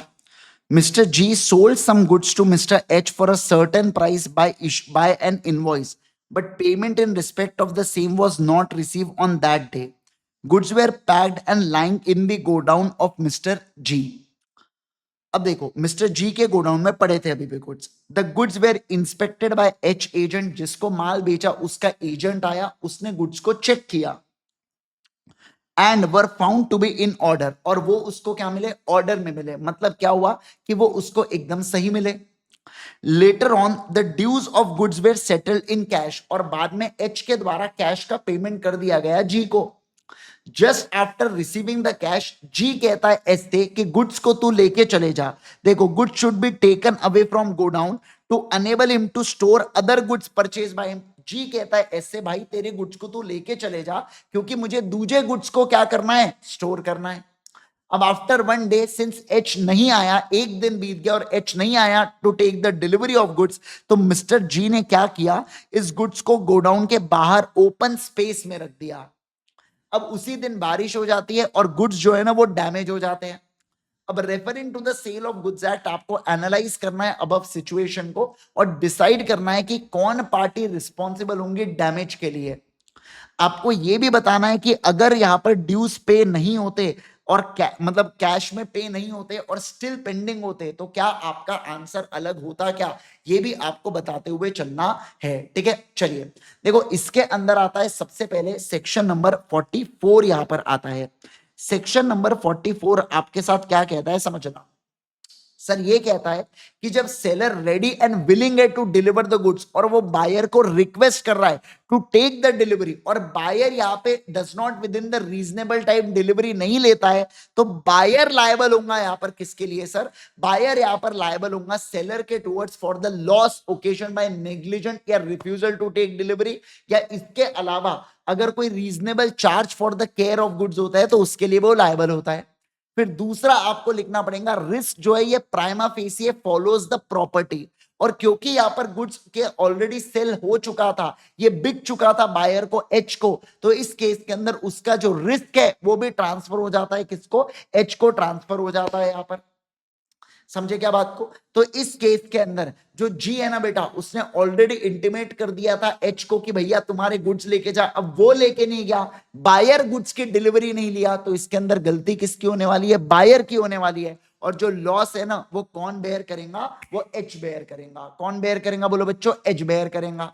फिर इसके अलावा सर मान लो अगर यहां पर जो अमाउंट है ना, मतलब आपका आंसर अलग होता क्या अगर ड्यूज यहां पर सेटल नहीं होते और सिर्फ पेंडिंग होते? तो देखो मैं आपको एक बात बता दूं, अगर यहां पर payment is not an essential condition to transfer the property in goods, आपने ये पॉइंट पढ़ा होगा, बस यही पॉइंट आपको पेलना है यहां पर, और आपको बोलना है कि गुड्स बेचना और payment is not an essential part regarding transfer of property, और अगर प्रॉपर्टी ट्रांसफर हो चुकी है एच को, तो उस केस के अंदर एच ही लायबल होगा। यानी कि पेमेंट मिले या पेमेंट ना मिले उससे कोई फर्क पड़ता है क्या? नहीं सर, उससे कोई भी फर्क नहीं पड़ता है। इस बात का आपको ध्यान रखना है। Got it everyone? क्या आपको बातें समझ में आ रही है क्या? अरे बोलो ना जल्दी से। बेटा इंस्टीट्यूट ने इसके अंदर जो सजेस्टेड आंसर दिया है ना, वो अलता बलता सल्टा, कुछ तो भी भलता ही दे दिया इसके अंदर, है ना। तो इसका सजेस्टेड आंसर रॉन्ग दिया है इंस्टीट्यूट ने आरटीपी के अंदर, इस बात का ध्यान रखना। कुछ तो भी भलता ही इन्होंने अनपेड सेलर और कुछ तो भी अलता ही बलता कुछ तो भी लेके चले गए, वैसा आपको कुछ नहीं करना है। आपको सिंपल कंक्लूजन जो मैंने आपको बताया ना उतना आपको यहां पर लिखना है, ठीक है। आइए सर अगला देखो, क्वेश्चन नंबर 11 बहुत ही सस्ता क्वेश्चन है। आओ देखो क्या, Mrs Seema went to a local rice and wheat sale shop and asked 100 kg for basmati rice. The shopkeeper quoted the price of the same as 125 per kg. अब सीमा यहां पर गई, कहां पर, सीमा यहां पर गई शॉप के अंदर और बोली मुझे क्या चाहिए, बासमती राइस चाहिए 100 किलो। उसने 125 रुपए पर केजी यहां पर बात किया, जिसमें सीमा एग्री हो गई। अब सीमा ने इंसिस्ट किया कि मुझे एक बार सैंपल को चेक करना है, तो तुम मुझे सैंपल को प्रोवाइड करो, जो और शॉपकीपर ने एग्री किया उस चीज के लिए। अब देखो, shopkeeper showed her a bowl of rice as a sample. The sample exactly corresponded the entire lot. Buyer examined the sample, देखो क्या, casually, देखो क्या, casually, without noticing the fact that even though sample was that of basmati rice, it contains mix of long and short grains. The cook, on opening the bags, complained that dish if prepared with this rice would not taste, as same quality of rice was not there as per the requirement of dish. Now, Mrs. Seema wants to file a suit of fraud against the seller, alleging him to selling mix of goods of good and cheap quality rice. क्या वो successful होंगी क्या? तो अब देखो, मुझे एक बात बताइए, यहां पर गलती किसकी हुई थी बच्चों? एक बात बताओ ना, यहां पर गलती किसकी हुई थी? सर गलती तो सीमा की है। अरे बोलो ना, गलती किसकी है? गलती तो सीमा की है सर, क्योंकि देखो सबसे पहले तो आपको लिखना पड़ेगा कि contract of sale by sample होता है, तो इंप्लाइड कंडीशन होती है कि बल्क करस्पॉन्ड करना चाहिए सैंपल इन क्वालिटी से। दूसरा, बायर के पास यहां पर रीजनेबल अपॉर्चुनिटी होती है of comparing bulk with the sample. तीसरा, बोला जाता है कि गुड्स जो है वो फ्री फ्रॉम डिफेक्ट होना चाहिए, जो उसको अनमर्चेंटेबल करे। लेकिन मुझे एक बात बताइए, अपॉर्चुनिटी यहां पर दी जाती है ना कंपेयरिंग की। अब क्योंकि सीमा ने इसको कैजुअली किया, तो इस केस के अंदर गलती किसकी होंगी? सीमा की होंगी। तो इसमें सीमा सक्सेसफुल होने वाली है क्या केस करने के लिए? नहीं सर, सीमा यहां पर सक्सेसफुल नहीं होंगी केस करने के लिए, इस बात का आपको ध्यान रखना है, ठीक है। अब देखो अगला सवाल, what would be your answer in case missus Seema specified her exact requirement as to the length of rice. अब मुझे बताइए, अगर सीमा यहां पर अपनी एग्जैक्ट रिक्वायरमेंट बताती लेंथ ऑफ द राइस को लेके कि उसको चावल का दाना कितना लंबा चाहिए, तो इस केस के अंदर वो गुड्स के डिस्क्रिप्शन दे रही होती।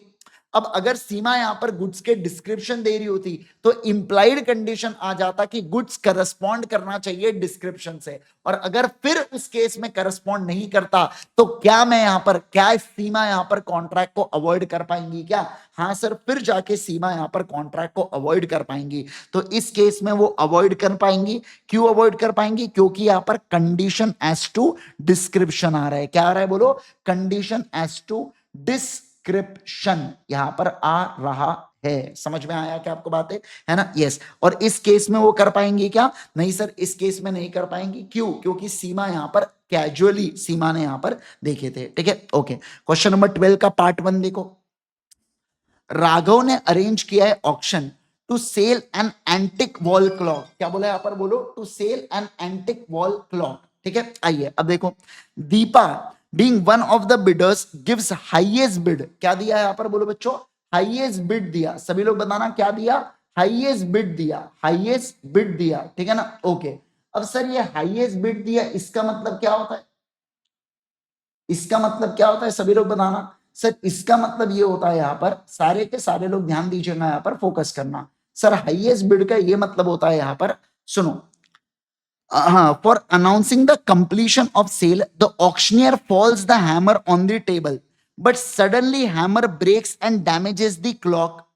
Ab Deepa wants to avoid the contract. Can she do so under the provisions of the Sale of Goods Act 1930? तो क्या वो ऐसा कर सकती है क्या? ऐसा यहां पर बोला गया है। क्या कहा मैंने? बोलो, क्या वो ऐसा कर सकती है क्या? ऐसा यहां पर बोला गया है। तो मुझे एक बात बताइए सर, अगर वो हैमर को यहां पर टेबल पे गिराते गिराते ही क्लॉक अगर फूट गई, तो मुझे बताइए सेल तो कंप्लीट ही नहीं हुआ। और अगर सेल ही कंप्लीट नहीं हुआ तो इस केस के अंदर क्या कॉन्ट्रैक्ट हुआ क्या कंप्लीट? नहीं सर, कॉन्ट्रैक्ट कंप्लीट नहीं हुआ।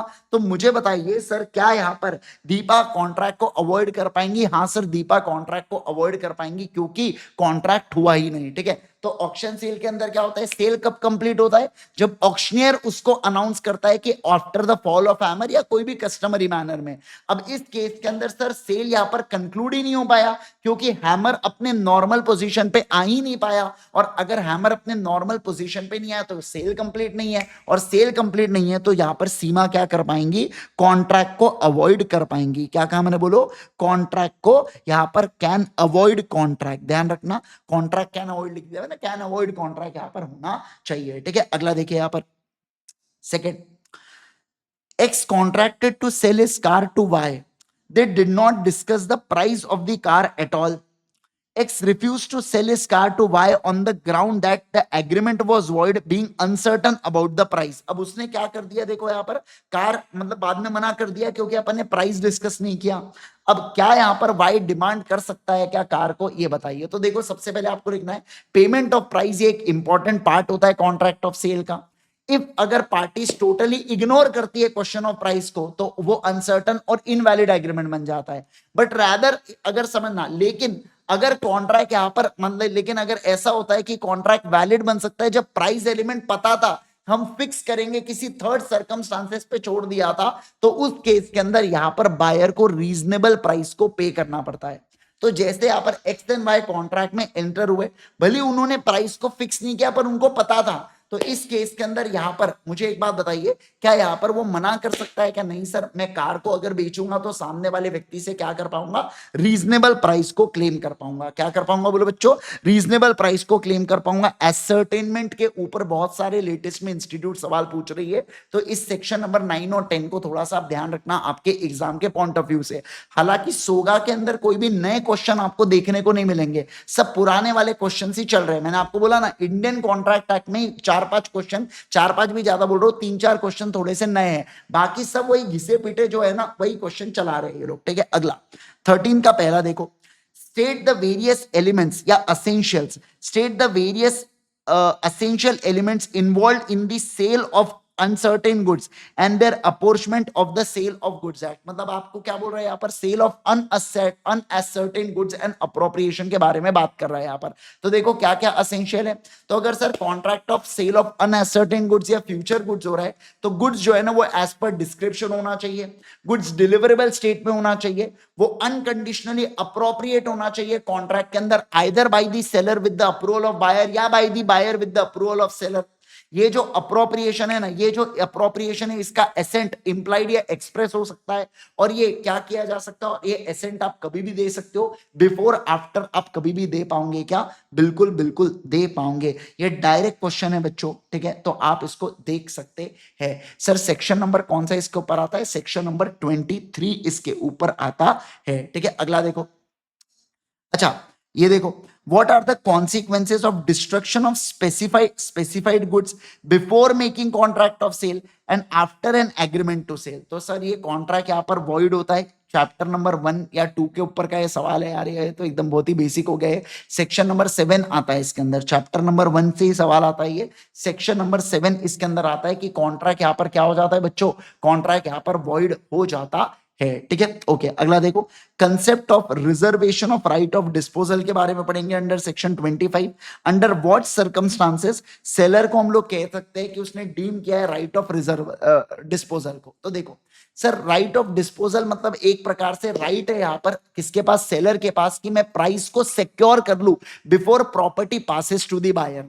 मतलब सेलर क्या चाहता है भैया, अपना पैसा अंदर हो जाना चाहिए करके, ठीक है ना, मैं प्रॉपर्टी बाद में जाए, मैं जो आपको गुड्स बेच रहा हूं ना, आपने कल चल के मुझे पैसा नहीं दिया तो मैं चाहता हूं कि आज ही पहले क्या कर लूं, पैसा सिक्योर कर लूं, माल पहुंचने से पहले या माल के अंदर की प्रॉपर्टी जाने से पहले। समझ में आया क्या आपको? ओके, अब देखो सर, जहां पर कॉन्ट्रैक्ट ऑफ सेल हो रहा है स्पेसिफिक गुड्स का, या जहां पर कॉन्ट्रैक्ट को आपने सब्सिक्वेंटली अप्रोप्रिएट किया है, तो सेलर यहां पर क्या कर सकता है, कुछ ऐसे कंडीशन डाल सकता है जिससे वो राइट ऑफ डिस्पोजल को अपने पास रखे। क्या? बिल्कुल बिल्कुल रखे। अब देखो दो ऐसे केसेस है जहां पर राइट ऑफ डिस्पोजल को हो सकता है।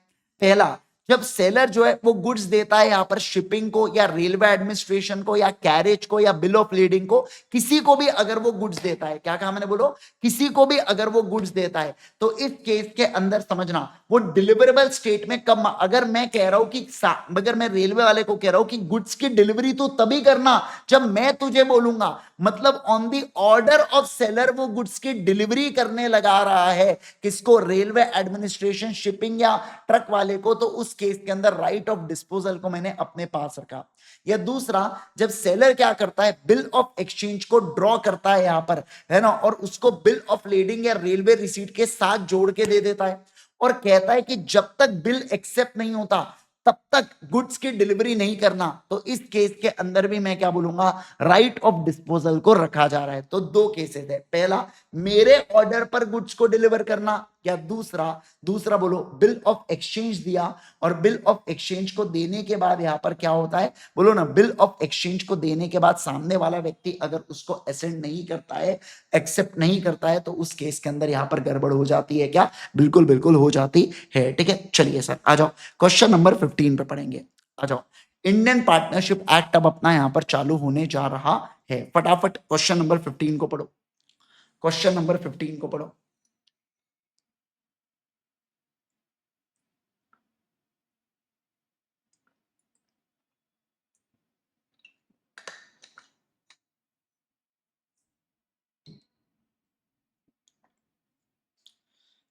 Question number 15. Come on, everyone.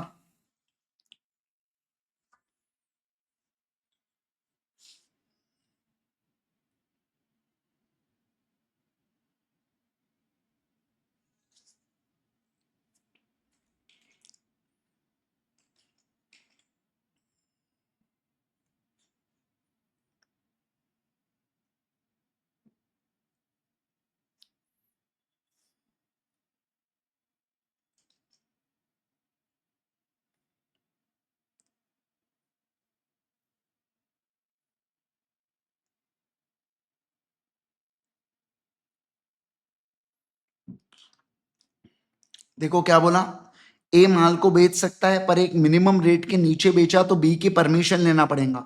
अब क्या हुआ, गवर्नमेंट पॉलिसी चेंज हो गई और फर्म को लॉस से बचाने के लिए ए उसको सस्ते दाम में बेचना चाहता है, पर वो बी से परमिशन नहीं ले पाया, क्यों, क्योंकि बी फॉरेन ट्रिप पे था, मतलब उससे कांटेक्ट नहीं हो पा रहा था। अब इस केस के अंदर वो बेच डालता है बेटा। अब बी जब आता है उसको इस बारे में पता चलता है तो वो क्या करना चाहता है, ए से डिफरेंस अमाउंट को क्लेम करना चाहता है। मान लो 10 रुपए में बेचना था, इसने 8 रुपए में बेचा, तो वो 2 रुपए को यहाँ पर, क्या कहा मैंने, बोलो, वो 2 रुपए में यहाँ पर उसको क्लेम करना चाहता है। तो इसके अंदर क्या आने वाला है, इसके अंदर सेक्शन नंबर 13E आने वाला है और सेक्शन नंबर 21 भी आप इसके अंदर लगा सकते हो। समझ में आ रहा है क्या आपको बात है ना। देखो इसके अंदर आप क्या बोलोगे, हर एक पार्टनर के पास यहाँ पर राइट होता है कि वो इंडेमनीफाई होगा फर्म के द्वारा अगर वो कोई भी पेमेंट करता है फर्म के बिहाफ में in ordinary and proper conduct of business. और दूसरा, अगर वो in the act of emergency, अगर कोई भी पार्टनर कुछ ऐसा काम करता है, भले उसके पास अथॉरिटी नहीं थी, but as a man of ordinary prudence, यानी कि फर्म को नुकसान से बचाने के लिए अगर वो कुछ काम करता है, अगर वो कुछ काम करता है, तो उस सिचुएशन के अंदर यहां पर क्या होगा, उस सिचुएशन के अंदर सर, उस मतलब वो एक्ट के लिए क्या पार्टनर लायबल होगा, क्या नहीं सर। बस ध्यान रखना, वो ऑर्डिनरी कोर्स ऑफ बिजनेस में काम किया as a man of ordinary prudence और फर्म को नुकसान से बचाना चाह रहा हो, तो इस केस में सारी कंडीशन फुलफिल हो रही है। तो मुझे एक बात बताइए, ए भले ही इसको लोअर प्राइस पे बेचता है बच्चों, पर इसके कारण मुझे बताइए क्या फर्म ए से अमाउंट को क्लेम कर पाएंगी, क्या नहीं सर, नहीं क्लेम कर पाएंगी। मतलब कि ए को यहां पर लॉस को बेयर करने की जरूरत नहीं है, क्योंकि उसने ऑर्डिनरी कोर्स ऑफ बिजनेस में as a man of ordinary prudent काम किया है। क्या, बिल्कुल बिल्कुल किया है। Got it everyone. सभी लोग जल्दी से बताएंगे मुझे, क्या आपको ये बातें एब्सोल्युटली क्लियर है क्या। फटाफट फटाफट, quickly quickly quickly everyone. Yes, आ जाओ अगला। Sir, can partner be expelled, क्या आप पार्टनर को निकाल सकते हो क्या। इफ सो, हाउ, कैसे। What factors should be kept in mind prior to expelling a partner from the firm by other partners according to the provision of Indian Partnership Act। और अगर आप उसको निकाल सकते हो तो क्या प्रोविजंस को आपको ध्यान में रखना पड़ेगा। तो देखो सर, अगर आप पार्टनर को एक्सपेल करना चाहते हो ना, तो पार्टनर्स के बीच में कॉन्ट्रैक्ट होना चाहिए, पहली बात तो इस चीज को लेके। दूसरा क्या बोला गया यहाँ पर, ये जो पावर है ना ये मेजॉरिटी ऑफ पर्सन के द्वारा एक्सरसाइज होना चाहिए।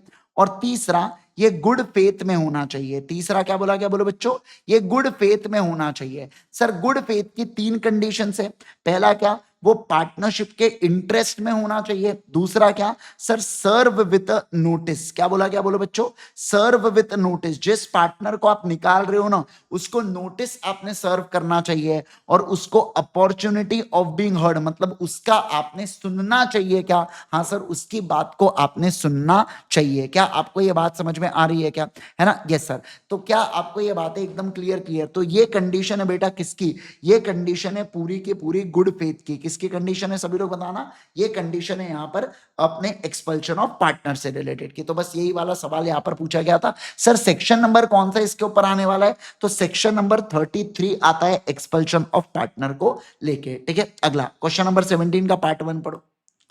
पार्ट 1 पढ़ो, बहुत बार बार रिपीट करते हैं यही क्वेश्चन, फालतू एकदम, बहुत फालतू। सेक्शन नंबर 4 के ऊपर सवाल है ये, मतलब जो जिससे आपका पार्टनरशिप एक्ट चालू होता है ना बच्चों, उसके ऊपर का ये सवाल है। फटाफट देखो एक बार।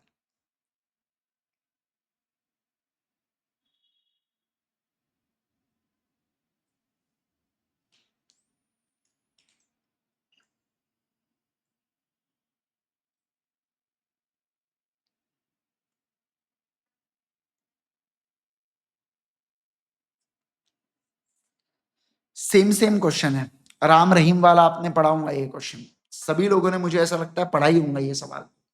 को ओनरशिप वाला आता है यहाँ पर।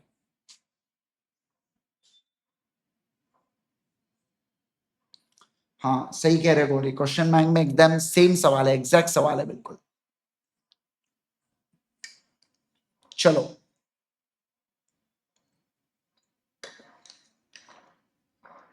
तो मुझे एक बात बताइए sir, just because they joint property को होल्ड कर रहे हैं और वो उसको रेंट से दे रहे हैं और दोनों आपस में रेंट को शेयर कर रहे हैं, तो क्या ये पार्टनरशिप बनाता है क्या? नहीं सर। सेक्शन नंबर 4 क्या कहता है, partnership is a relation between a person who have agreed to share the profits of the business carried on by all or any of them acting for all. मतलब चार बातें होनी चाहिए यहाँ पर, एग्रीमेंट होना चाहिए, कुछ बिजनेस होना चाहिए, प्रॉफिट्स होना चाहिए और सभी लोग या acting, all of them acting for all होना चाहिए, है ना? ये सारी चीजें यहाँ पर आनी चाहिए। अब मुझे बताइए सर, यहाँ पर बिजनेस नहीं था, यहाँ पर क्या हुआ, जस्ट को ओनरशिप हुआ। तो उस केस के अंदर क्या यहाँ पर राम अपना केवल 1500 का शेयर यहाँ पर देगा और वो जॉन को बोल सकता है कि अगला जो 1500 का शेयर है ना वो किससे क्लेम करो, रहीम से क्लेम करो। किससे क्लेम करो बोले बच्चों, रहीम से क्लेम करो। ठीक है, सेकंड देखो, explain in detail circumstances which lead to liability of firm for misapplication by partners as per the provisions of Indian Partnership Act। तो सेक्शन नंबर 27 इंस्टीट्यूट का फेवरेट। ठीक है, ये क्या कहता है सेक्शन नंबर 27, दो चीजों के बारे में बात करता है। पहला, सर पार्टनर के पास अथॉरिटी है और वो उस अथॉरिटी के तहत मनी या प्रॉपर्टी जो थर्ड पर्सन की बिलोंग करती है उसको एक्सेप्ट करता है और खुद ही मिस अप्रोप्रिएट कर देता है। या दूसरा कहता है कि जहां पर ये जो मनी या प्रॉपर्टी है ये फर्म के कस्टडी में आई थी, जैसे देखो मुझे पैसा मिला और मैंने ही सट्टा लगा दिया, या मुझे पैसा मिला मैंने फर्म के गल्ले में लाके रखा, एमवी सर ने उठा के उससे सट्टा के लिया, तो ये दोनों केसेस के अंदर लाइबिलिटी किसकी होंगी, फर्म की। क्योंकि एक बार फर्म के पार्टनर या फर्म के कस्टडी में अगर प्रॉपर्टी या कैश आ जाती है तो उसके लिए रिस्पॉन्सिबिलिटी किसकी रहेंगी, बोलो ना बच्चों, उसके लिए रिस्पॉन्सिबिलिटी केवल और केवल यहां पर फर्म की रहेंगी। किसकी रहेंगी, फर्म की रहेंगी। ठीक है, क्वेश्चन नंबर 18 का फर्स्ट पॉइंट देखो, PQR formed a partnership agreement to operate motor buses along with the specific routes for duration of 12 years. After operating buses for 4 years, it was observed that business incurred loss each year. Okay. Despite this, P is determined to continue the business for remaining period. Examined with reference to the Indian Partnership Act 1932, can P insist to continue the business? तो क्या यहाँ पर P insist कर सकता है क्या business को continue करने के लिए? If so, what options are available to Q and R who are not wanting to continue operating of the business? तो क्या अब देखो P चाहता है कि वो business को continue करे पर Q और R चाहते हैं कि वो business को continue ना करे, तो इस केस के अंदर क्या किया जाए? तो देखो section number 40 of Indian partnership act यहाँ पर राइट देता है पार्टनर को कि वो डिसॉल्व कर सकते हैं पार्टनरशिप को by agreement with consent of all partners. मतलब सारे पार्टनर्स आपस में एग्री करेंगे ना तो वो पार्टनरशिप को डिसॉल्व कर सकते हैं। सेक्शन 44 ये भी बोलता है कि कोर्ट जो है ना वो भी पार्टनरशिप को डिसॉल्व कर सकता है। कब? जब उसको आपने प्रूफ कर दिया कि फर्म को अब सिर्फ आप लॉस पे चला सकते हो, आप इसको प्रॉफिट में नहीं ला सकते, तो उस केस के अंदर कोर्ट डिसॉल्व कर देगा।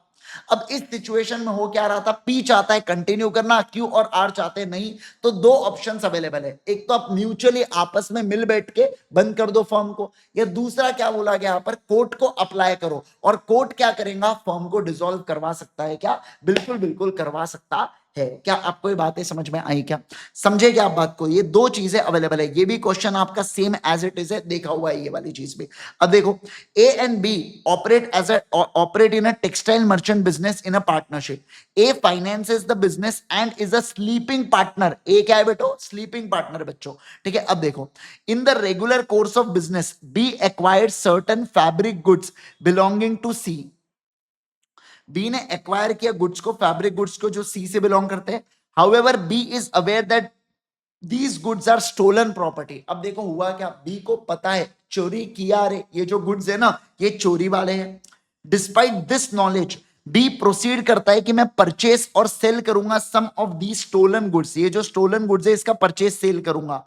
More over B records the proceeds of the sales in the firm's book. और बी क्या करता है, इसके प्रोसीड्स को फर्म्स के बुक में भी डालता है बच्चों। Oh my God. अब देखो, letter A comes to know the fact that B's conduct on the transaction with C, so he decided to avoid his liability towards C on the ground that misconduct of the B। मतलब क्या बोला यहाँ पर, A बोल रहा है कि भैया मिसकंडक्ट B ने किया ना, मेरी लाइबिलिटी इसके अंदर नहीं होंगी।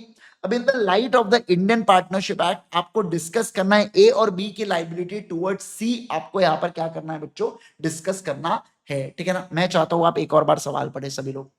सभी लोग पहले इतना पोर्शन पढ़ो, इतना होने के बाद डन हो गया होगा तो बताओ, फिर मैं और आगे बढ़ता हूं। पढ़ो जल्दी से सवाल, ये वाला सवाल पढ़ो।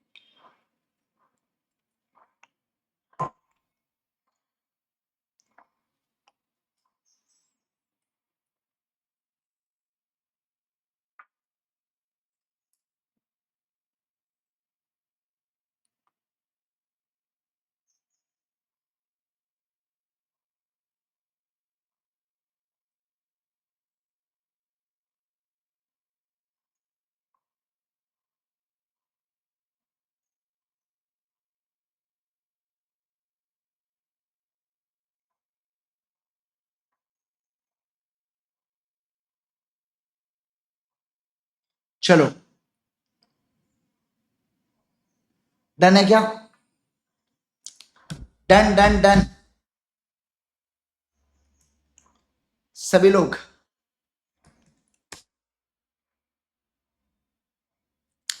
आओ, आ जाओ। अब देखो यहां पर क्या सर, यहां पर कौन सा एक्ट एप्लीकेबल होता है, सेक्शन नंबर 25 यहां पर एप्लीकेबल होता है। Sir section number 25 of Indian partnership act क्या कहता है कि हर एक पार्टनर जो है ना ये जॉइंटली एंड सेवरली लायबल होता है। क्या कहा मैंने, बोलो? हर एक पार्टनर जो है ना ये जॉइंटली एंड सेवरली यहां पर लायबल होता है। क्या होता है? जॉइंटली एंड सेवरली लायबल होता है for all acts of the firm done while he is a partner. और ये सेम अथॉरिटी यहां पर मतलब एक्सटेंड होती है partner for any wrongful act या ओमिशन जो भी पार्टनर यहां पर करता है ऑर्डिनरी कोर्स ऑफ बिजनेस में या with the authority of partner. इसका मतलब सेक्शन नंबर 27 ये भी कहता है कि अगर कोई पैसा या प्रॉपर्टी फर्म के पास या पार्टनर के पास आती है और वो उसको मिस अप्रोप्रिएट या मिस अप्लाई करते हैं तो उसके लिए फर्म ही रिस्पॉन्सिबल होती है। अब इस केस में क्योंकि both A and B are the partners liable to C for wrongful acts of the B, मतलब यहां पर ए जो है ना वो ये बोल के अवॉइड नहीं कर सकता कि मैं तो स्लीपिंग पार्टनर हूं, मैं कॉन्ट्रैक्ट को अवॉइड करना चाहता हूं। नो, वो नहीं कर सकता, इस बात का आपको ध्यान रखना है। मतलब कि सर ये चीज, मतलब क्या ये ए के लिए फीजिएबल है क्या इस तरीके से कॉन्ट्रैक्ट को अवॉइड करना? नहीं सर, वो ए के लिए यहाँ पर फीजिएबल नहीं है। क्या कहा मैंने, बोलो, वो ए के लिए यहाँ पर फीजिएबल नहीं है, समझे क्या? ओके, अगला question number 19। explain the legal provisions regarding eligibility of persons to become a partner in LLP under the LLP Act 2008. What are the legal consequences if LLP carries on the business with less than minimum number of partners? तो देखो sir, सबसे पहली बात तो यहाँ पर क्या बोल के रखा है, एलिजिबिलिटी क्या है यहाँ पर पर्सन की टू बिकम अ पार्टनर। तो देखो, एक इंडिविजुअल या बॉडी कॉर्पोरेट पार्टनर बन सकता है एलएलपी में, पर इंडिविजुअल केपेबल कब होगा, जब वो यहाँ पर क्या, he has not unsound mind का नहीं होना चाहिए, वो अनडिस्चार्ज इंसॉल्वेंट नहीं होना चाहिए, और तीसरा मतलब ही हैज नॉट अप्लाइड, मतलब उस पर्सन ने खुद ने अप्लाई नहीं करना चाहिए कि प्लीज मुझे इंसॉल्वेंट डिक्लेयर कर दो। जब ये तीन चीजें नहीं होंगी तो वो पर्सन एलिजिबल होता है पार्टनर बनने के लिए। अब फिर बोल के रखा है कि एलएलपी के अंदर मिनिमम 2 लोग होने चाहिए, और किसी भी समय अगर एलएलपी में 2 से कम लोग होते हैं और एलएलपी अपने बिजनेस को 6 महीने से ज्यादा के लिए रन करती है, तो वो इकलौता पर्सन जो है ना एलएलपी में बचा हुआ पार्टनर, उसकी पर्सनल लाइबिलिटी चालू हो जाएंगी 6 महीने के बाद के सारे एक्ट्स के डेट्स के लिए। समझे क्या बात को? तो 6 मंथ्स के बाद के लिए उसके पर्सनल ऑब्लिगेशन आ जाएंगे टुवर्ड्स द एलएलपी। बस ऐसा यहां पर डायरेक्ट सवाल बोला गया है क्या? बिल्कुल बिल्कुल बोला गया है। ठीक है, चलिए सर अगला अब देखेंगे यहां पर कंपनीज एक्ट के बारे में। कंपनीज एक्ट का सवाल देखो, सबसे पहला, Tycoon private limited is a holding company of Glassware private limited, है ना? अब देखो, as per the last PNL, जो ग्लासवेयर प्राइवेट लिमिटेड है उसका टर्नओवर 1.8 करोड़ और paid up share capital 80 lakh है। 4 करोड़ और 40 करोड़ की जो स्मॉल कंपनी की लिमिट है उसके अंदर है, पर क्योंकि ये क्या है बच्चों, एक सब्सिडरी कंपनी है, तो इस केस के अंदर क्या ये स्मॉल कंपनी बन पाएंगी क्या? नहीं सर, यहां पर ये स्मॉल कंपनी नहीं बन पाएंगी, इस बात का ध्यान रखना। क्यों? क्योंकि देखो, 4 करोड़ और 40 crore paid up share capital और टर्नओवर की जो लिमिट है वो सेटिस्फाई हो रही है, पर 3 और कंडीशन है कि वो सब्सिडरी या होल्डिंग नहीं होना चाहिए, वो सेक्शन 8 कंपनी नहीं होना चाहिए, या कोई स्पेशल एक्ट वाली कंपनी नहीं होना चाहिए। अब क्योंकि ये सब्सिडरी है तो इस केस के अंदर क्या ये स्मॉल का स्टेटस ले सकती है क्या? नहीं सर, वो स्मॉल का स्टेटस यहां पर नहीं ले सकती है। इस बात का आपको क्या करना है बच्चों, इस बात का आपको ध्यान रखना है। ठीक है ना? जल भानुशाली कह रहे हैं सर ऐड आ रहा है। देखो क्या होता है बेटा, क्या होता है जल्प, कि अगर आप YouTube का प्रीमियम नहीं लेते हैं ना, तो YouTube वाला है ना बेटा आपको ऐड देता है, फिर समझे ना बात को, है ना? हो सकता है मैं अपने तरफ से इसको ऑफ रखा हूं, पर इस चक्कर में ना कुछ नहीं होने वाला है, YouTube आपको फिर भी ऐड दिखाने वाला है आपको। वो क्यों? क्योंकि वो आपको प्रवोक कर रहा है कि ले प्रीमियम ले प्रीमियम, पर अपन भी ढीठ है, अपन भी प्रीमियम लेते नहीं, तो उस चक्कर में वो आपको ऐड शो करेगा, उसके लिए मैं कुछ नहीं कर सकता हूं। समझे ना आप बात को? ठीक है, यस। क्या आपको ये बातें समझ में आई क्या? बोलो ना जल्दी से मुझे, क्या आपको ये जो सवाल है एब्सोल्युटली क्लियर है क्या? फटाफट बताएंगे। क्या आपको समझा क्यों ये स्मॉल कंपनी नहीं है? देखो, स्मॉल कंपनी की सर वैसे तो लिमिट क्या होती है कि पेड अप शेयर कैपिटल का लिमिट होना चाहिए 4 करोड़ का, और टर्नओवर जो है ना वो 40 करोड़ से नीचे का होना चाहिए। क्या होना चाहिए बोलो बच्चों? वो 4 करोड़ से नीचे और 40 करोड़ से नीचे होना चाहिए। ठीक है, ओके सर, ये लिमिट तो अचीव हो रही है ग्लासवेयर वाले की, तो फिर क्यों स्मॉल कंपनी नहीं बन रही? क्योंकि इसके अलावा और 3 लिमिट है। मतलब वो कहता है कि एक कंपनी स्मॉल कंपनी नहीं बन पाएंगी कब? अगर वो होल्डिंग या सब्सिडरी कंपनी है किसी दूसरी कंपनी की, या दूसरा दूसरा क्या, वो सेक्शन 8 कंपनी है, और तीसरा तीसरा क्या बोलो ना सर, तीसरा अगर वो कोई स्पेशल एक्ट वाली कंपनी है ना, तो इन तीनों केसेस के अंदर, इन तीनों केसेस के अंदर वो क्या नहीं बन सकती, इन तीनों केसेस के अंदर वो स्मॉल कंपनी नहीं बन सकती। समझे क्या आप बात को? तो सर यहां पर तो ऑलरेडी ये क्या है देखो ना, जब बोल के रखा है टाइकून होल्डिंग है ग्लासवेयर प्राइवेट लिमिटेड की, तो इसका मतलब ये सब्सिडरी कंपनी हुई, तो सब्सिडरी कंपनी हुई तो क्या ये स्मॉल कंपनी बन पाएंगी क्या? नहीं सर, नहीं बन पाएंगी। किसी को कोई दिक्कत? बोलो जल्दी से मुझे, किसी को कोई भी दिक्कत? फटाफट फटाफट जल्दी जल्दी बताएंगे। एनीवन? कोई इशू? सर पब्लिक कंपनी भी ना, नहीं अरे तो बेटा वो तो लिमिट ही है ना, वो तो यार शुरुआती लिमिट है ना, कि जो प्राइवेट कंपनी उसी में 4 करोड़ 40 करोड़ की लिमिट होती है। पब्लिक कंपनी एज सच कोई अलग लिमिट नहीं है स्मॉल कंपनी के लिए। ठीक है ना? यस, चलिए सर आओ आगे बढ़ेंगे नेक्स्ट वाले क्वेश्चन के अंदर। ठीक है, आइए ध्यान दो, यहाँ पर सारे के सारे लोग ध्यान देंगे, एकदम बढ़िया से फोकस करो। ठीक है ना? चलो आओ यहाँ पर ध्यान दो, है ना। चलो नेक्स्ट वाले पॉइंट के ऊपर चलेंगे क्या बच्चों? आओ क्वेश्चन नंबर 21 के ऊपर चलते हैं। देखिए यहाँ पर क्या, flower fans private limited, there are only 5 members. कितने मेंबर्स है बोलो बच्चों? सिर्फ 5 मेंबर्स है।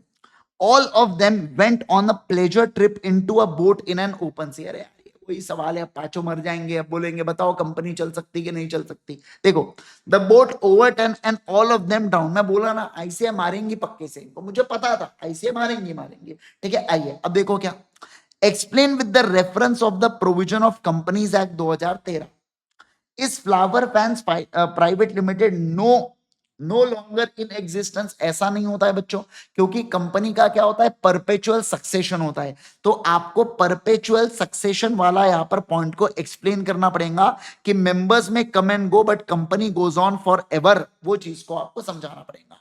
दूसरा दूसरा देखो यहां पर क्या सर, दूसरा, further it is correct to say that company being an artificial person cannot, क्या बोला यहां पर बोलो, कैनॉट ओन प्रॉपर्टी और कैनॉट स्यू और बी स्यूड करके।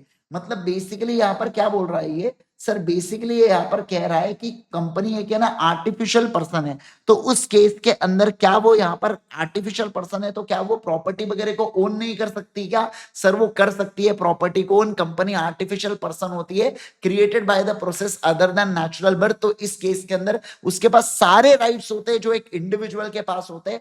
फर्दर कंपनी एक सेपरेट लीगल एंटिटी होती है, तो कंपनी अपने नाम पर प्रॉपर्टी ले सकती है, अपना बैंक अकाउंट ओपन कर सकती है, लोन ले सकती है, कॉन्ट्रैक्ट्स के अंदर एंटर कर सकती है, और सारी ये चीजें कंपनी कर सकती है क्या?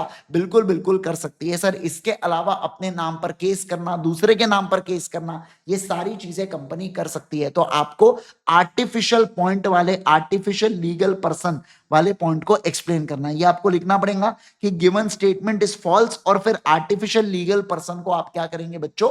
एक्सप्लेन करेंगे। ठीक है, ओके चलो आ जाओ, क्वेश्चन नंबर 22 को रीड करो। पहले आप रीड करेंगे, फिर मैं आपको यहां पर बताऊंगा। ये भी अपने क्वेश्चन बैंक का सवाल है, और क्वेश्चन नंबर 23 भी अपने क्वेश्चन बैंक का सवाल है। पढ़ डालो एक बार।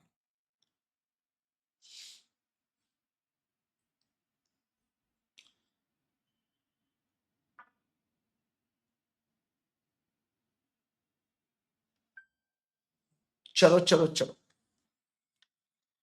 15-20 मिनट और लेक्चर, फिर खत्म हो जाएगा अपना। क्वेश्चन नंबर 22 पढ़ेंगे।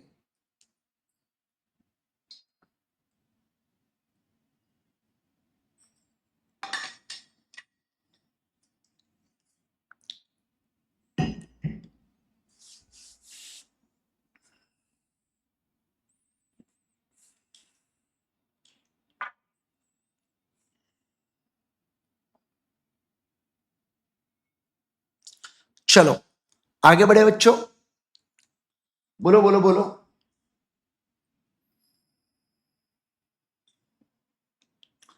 गुड शशांक सिन्हा, अच्छा लग रहा है सर। ब्रह्मास्त्र के 60% क्वेश्चन कर लिए, अब कॉन्फिडेंस आ रहा है, very good.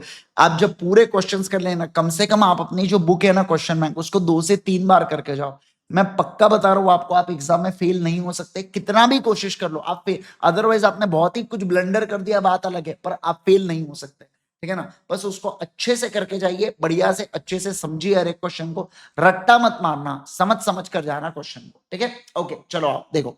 An employee, Mr. Karan Singh, signed a contract with his employer company ABC Limited that he will not solicit customers after leaving the employment of company. But after Mr. Karan left ABC Limited, he started up his own company, PQR Limited, and started soliciting customers of ABC Limited for his own business purpose. खुद के business purpose के लिए इन्होंने क्या किया? Customer को solicit, क्या कहा मैंने बोलो ना, कस्टमर को solicit करना यहां पर चालू किया। अब ABC Limited filed a case against Mr. Karan for breach of employment of contract and for soliciting the customers in own business.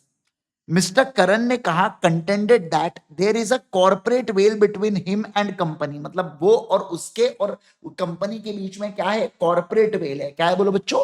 Corporate veil है करके, और वो इसके लिए पर्सनली लायबल नहीं होना चाहिए।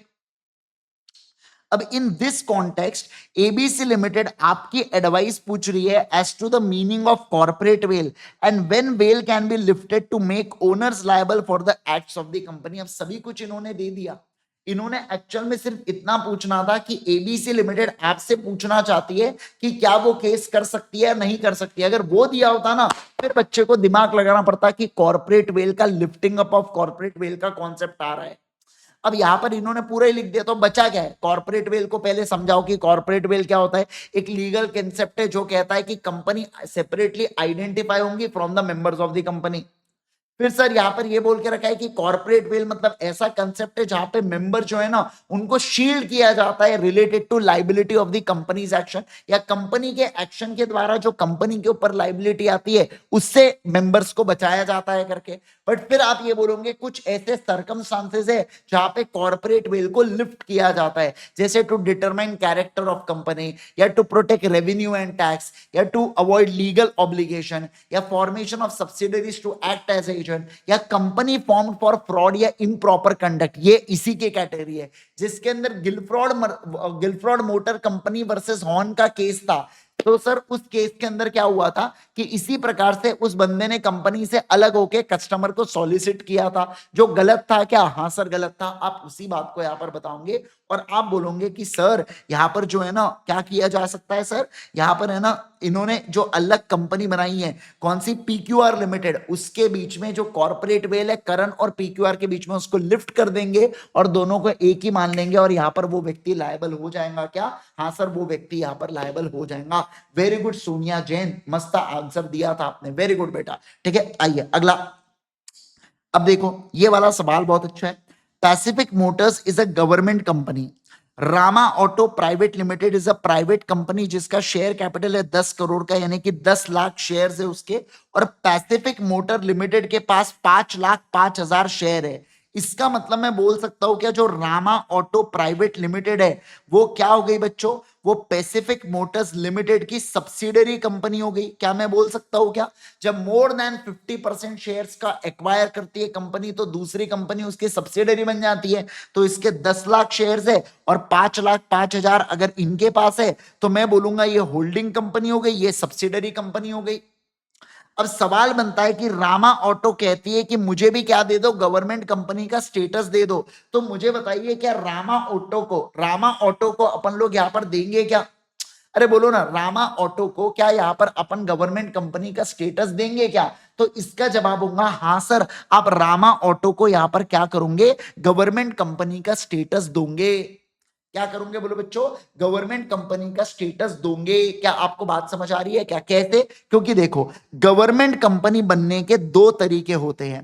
पहला तरीका देखो क्या है, जब किसी कंपनी के अंदर 51% और मोर, क्या कहा मैंने बोलो, 51% और मोर सेंट्रल गवर्नमेंट, स्टेट गवर्नमेंट या सेंट्रल पर स्टेट गवर्नमेंट इन्वेस्ट करते हैं तो वो कंपनी को गवर्नमेंट कंपनी बोला जाता है। और दूसरा तरीका है कि जब एक कोई गवर्नमेंट कंपनी किसी दूसरे कंपनी को अपनी सब्सिडरी बनाती है तो उस केस के अंदर इसको भी अपन लोग डीम्ड गवर्नमेंट कंपनी कहते हैं। क्या कहते हैं? Deemed government. और यहां पर ये एक कंपनी क्या कर रही है, रामा ऑटो को अपनी सब्सिडरी बना रही है, तो उस केस के अंदर ये डीम्ड गवर्नमेंट कंपनी का कॉन्सेप्ट जागरूक हो जाएगा और मैं बोलूंगा कि सर ये कंपनी यानी कि कौन सी दूसरी कंपनी कौन सी है बोलो ना, Rama auto private limited, sir इसे भी अपन लोग क्या मान लेंगे, गवर्नमेंट कंपनी मान लेंगे। क्या मान लेंगे बोलो बच्चों, गवर्नमेंट कंपनी मान लेंगे। क्या आपको बातें समझ गई क्या? सभी लोग बोलेंगे बच्चों, क्या आपको ये बातें समझ में आ गई क्या? फटाफट फटाफट जल्दी से बोलो, क्विकली बोलो। यस चलिए सर आ जाओ। अब हम लोग चलेंगे नेगोशिएबल इंस्ट्रूमेंट एक्ट 1881। दो क्वेश्चन अपने आखिरी के बचे हुए, उसके बाद हमारी जो आरटीपी है ये पूरी तरीके से क्या हो जाती है बच्चों, फिनिश ऑफ हो जाती है। ठीक है देखो यहां पर, referring to the provisions of negotiable instrument act, answer the following in the given scenario. Aman drew a bill of exchange on Baban. देखो अमन ने क्या किया, बिल ऑफ एक्सचेंज दिया यहां पर बबन पे ड्रू किया, जिसने एक्सेप्ट किया कि ठीक है मैं पे करूंगा मगन को। अब मगन ने इस चीज को क्या कर दिया, एंडोर्स कर दिया गगन को। ठीक है ना, गगन को। अब गगन ने इसको एंडोर्स किया आकाश को। किसको एंडोर्स किया बोलो बच्चों, आकाश को। ठीक है, to be to be delivered to him on next day, जो अगले दिन डिलीवर होने वाला है। However on death of Gagan, लेकिन क्या हो जाता है, ये जो गगन है ना बेटा, इसकी डेथ हो जाती है। क्या हो जाती है बोलो, डेथ हो जाती है सेम डे। तो उसका जो बेटा है अंकित, वो डिलीवर करता है इसको, आकाश को, अगले दिन on the behalf of deceased father. यानी गगन का जो बेटा है अंकित, गगन का बेटा जो है अंकित, वो इसको देता है आकाश को। क्या करता है बोलो बच्चों, आकाश को यहां पर देता है। ठीक है, ओके। अब देखिए, अब यहां पर क्या बोल के रखा है सर, अब यहां पर बोल के रखा है कि on the presenting of bill on due date, जब आकाश ने इस बिल को प्रेजेंट किया ड्यू डेट पर बबन को, तो बबन ने मना कर दिया, नहीं दूंगा पैसे। अब यहां पर explain in the importance of delivery, on the basis of importance of delivery, आपको यहां पर बताना है। क्या बताना है बोलो बच्चों, आपको यहां पर बताना है कि क्या यहां पर जो पार्टीज है ना, क्या यहां पर आकाश एनफोर्स कर सकता है क्या बबन को पैसा देने के लिए। मुझे बताइए, क्या यहां पर वो आकाश एनफोर्स कर सकता है क्या? सभी लोगों को मुझे जवाब देना होगा, हाँ या ना में जवाब दीजिए। क्या वो एनफोर्स कर सकता है क्या? फटाफट जल्दी से बनाएंगे मुझे, क्या वो एनफोर्स कर सकता है क्या? Quickly quickly quickly quickly quickly quickly फटाफट बोलेंगे, क्या वो एनफोर्स कर सकता है क्या? इसका आंसर है नहीं सर, वो नहीं कर सकता। सेक्शन नंबर 46 इसके अंदर आता है। सेक्शन नंबर 46 क्या कहता है कि डिलीवरी ऑफ इंस्ट्रूमेंट एक असेंशियल पार्ट है। जब भी इंस्ट्रूमेंट को आप पेबल करते हो टू द बेयरर या order of certain specific person, delivery यहां पर वॉलेंट्री होता है, जिसके अंदर ऑब्जेक्ट होता है to pass the property in the bill. अब डिलीवरी दो प्रकार की होती है, एक्चुअल या कंस्ट्रक्टिव। जहां पे physical hand to hand delivery होती है एक्चुअल, या कंस्ट्रक्टिव डिलीवरी का मतलब क्या होता है, जब इंस्ट्रूमेंट किसी एजेंट, क्लर्क या सर्वेंट को दिया जाता है एंडोर्सी के बिहाफ में, तो उस सिचुएशन के अंदर उसे बोला जाता है कौन सी डिलीवरी, कंस्ट्रक्टिव डिलीवरी। अब सेक्शन 46 कहता है, सेक्शन 46 कहता है कि डिलीवरी बहुत ज्यादा इंपॉर्टेंट है, not at the time of making of contract but also eight the time of negotiation of the contract. और ये कहता है कि जो अगर जो इंस्ट्रूमेंट है ना बेटा, ये ट्रांसफर होना चाहिए एंडोर्सी को, है ना। जब तक वो एंडोर्सी को ट्रांसफर नहीं होता, तब तक वो डिलीवरी नहीं माना जाएगा, और डिलीवरी नहीं हुआ तो वो पेमेंट को क्लेम नहीं कर सकता। फिर ये भी लिखा है कि अगर कोई पर्सन एंडोर्स करने से पहले उसकी मृत्यु हो जाती है, तो जो उसका लीगल रिप्रेजेंटेटिव है ना, वो just by mayor delivery endorse नहीं कर सकता। मतलब इस केस के अंदर क्या बोला कि यहां पर क्योंकि गगन की मृत्यु हो गई, तो उसका बेटा जो अंकित है, अनिकेत है, जो भी है, वो जस्ट बाय मेयर डिलीवरी वो इसको एंडोर्स कर सकता है क्या? नहीं। मतलब सर ये एंडोर्समेंट वैलिड माना जाएगा क्या? नहीं। इसका मतलब आकाश बी से या बब्बन से क्या अमाउंट को क्लेम कर पाएगा क्या? नहीं सर, अमाउंट को क्लेम नहीं कर पाएगा। क्यों क्लेम नहीं कर पाएगा बोलो ना? क्योंकि सर ये सही डिलीवरी हुई थी क्या? नहीं सर, नहीं हुई थी। ये सही तरीके से इंस्ट्रूमेंट नेगोशिएट यहां पर नहीं हुआ था। क्या आपको बातें समझ में आई क्या? बोलो बोलो बोलो जल्दी से मुझे। यस, अगला देखो, reliable limited Indian company, global leader of petrochemical product. Same है ये चीज, एमटीपी आरटीपी में कहीं तो भी आया था। For payment of sale price from machinery imported from Alex manufacturing limited, USA based company, the Indian company draw a bill of exchange. देखो क्या, Indian company Drew bill of exchange, मतलब क्या बोला गया यहां पर, bill is made in India on Manish resident of Mumbai, मतलब और drawn upon person in India, या पीआर है पर्सन ऑफ इंडिया। समझ रहे आप बात को, पर्सन रेसिडेंट इन इंडिया। और जो पेबल कहां पर है बेटा, एक्सपोर्टर ऑफ लॉस एंजलिस को। पर मुझे बताइए दो कंडीशन सेटिस्फाई अगर होती है। देखो, एक इंस्ट्रूमेंट को इनलैंड इंस्ट्रूमेंट कब कहते हैं, जब इंस्ट्रूमेंट एक तो मेड इन इंडिया हो, मेड इन इंडिया हो, प्लस एक तो वो पेबल इन इंडिया हो, या और drawn on person resident in India हो। अब मुझे एक बात बताइए, ये कंडीशन सेटिस्फाइड है और ये कंडीशन भी सेटिस्फाइड है, तो दोनों कंडीशन मैच हो गई, मैं बोलूंगा ये इनलैंड इंस्ट्रूमेंट है। क्या है बोलो बच्चों, ये इनलैंड इंस्ट्रूमेंट है। क्या है, इनलैंड इंस्ट्रूमेंट है। क्या आपको बातें समझ में आ रही है क्या? बोलो ना जल्दी से मुझे, क्या आपको ये बातें एब्सोल्युटली क्लियर है क्या? फटाफट फटाफट जल्दी से बताएंगे मुझे। गॉट इट एवरीवन, है ना? Yes sir. चलिए क्वेश्चन नंबर 25 के ऊपर देखेंगे। आओ क्वेश्चन नंबर 25 देखो क्या बोल रहा है। A promissory note payable at a certain period after site must be presented to the maker, therefore for the payment. Under which scenario presentment of the payment is not necessary and instrument is dishonored or due date as per the provision of an instrument is dishonoured at due date. मतलब कौन से situation है जहां पर आपको presentment जरूरी नहीं है. तो याद आना चाहिए आपको, मेकर, ड्रॉई या एक्सेप्टर अगर इंटेंशनली प्रिवेंट करता है किसी को, या प्लेस ऑफ बिजनेस पर पेबल है पर प्लेस ऑफ बिजनेस क्लोज है, या मान लो इंस्ट्रूमेंट किसी प्लेस के ऊपर पेबल है और उस प्लेस के ऊपर वो पर्सन विजिट ही नहीं करता है, या इंस्ट्रूमेंट मान लो कोई जगह डिसाइडेड नहीं है आपका और ड्यू सर्च करने के बाद भी सामने वाला व्यक्ति नहीं मिला, तो इस केस के अंदर प्रेजेंटमेंट की जरूरत पड़ती है क्या? नहीं सर, आपको प्रेजेंटेशन की कोई जरूरत नहीं पड़ती है. ये वाले क्वेश्चन को आपके अपकमिंग सितंबर एग्जाम के लिए इंपॉर्टेंट मार्क कर देना, है ना. पक्के से बता रहा हूं मैं आपको, सितंबर में पूछेंगे. सितंबर में नहीं पूछा तो जनवरी में पूछेंगे, पर पूछेंगे पक्के से. इसके ऊपर सवाल, बहुत हाई चांसेस है इसके ऊपर सवाल आने का, और वो भी डायरेक्ट क्वेश्चन है. तो डायरेक्ट क्वेश्चन के अंदर बिल्कुल पूछा जा सकता है. आपके पेपर में लगभग 56 मार्क्स के सवाल केस स्टडीज के आते हैं, और जो बाकी 44 है ये आपको मिलते हैं कौन से? ये आपको मिलते हैं आपके डिस्क्रिप्टिव क्वेश्चंस के. ठीक है ना. यस, चलिए ओके. तो यहां पर आपका क्या समाप्त हो जाता है बच्चों? यहां पर आपका समाप्त हो जाता है पूरी पूरी जो लेटेस्ट आरटीपी है वो आपकी हो जाती है फिनिश. ठीक है ना. यस, चलो.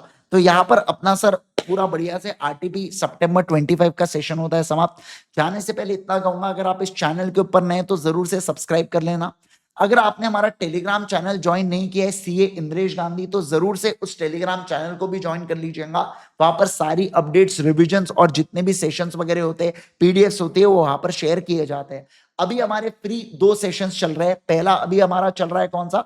वन शॉट सीरीज, और दूसरा most expected question and answer series आने वाली है 20th से. कब से आने वाली है? 21 अगस्त से आने वाली है. समझे ना आप बात को? तो अभी हमारी चल रही है वन शॉट सीरीज, जिसके अंदर कल हम लोग नेगोशिएबल इंस्ट्रूमेंट एक्ट को रिवाइज करेंगे. हमारा क्या क्या अभी तक कंप्लीट हो चुका है? कंपनीज एक्ट कंप्लीट हो चुका है, पार्टनरशिप हो चुका है, एलएलपी हो चुका है, और क्या हो चुका है? और सोगा भी हमारा हो चुका है. अब हम लोग नेगोशिएबल इंस्ट्रूमेंट एक्ट को कवर करेंगे, और फिर उसके बाद हम लोग इंडियन कॉन्ट्रैक्ट एक्ट की ओर जाने वाले हैं. क्या?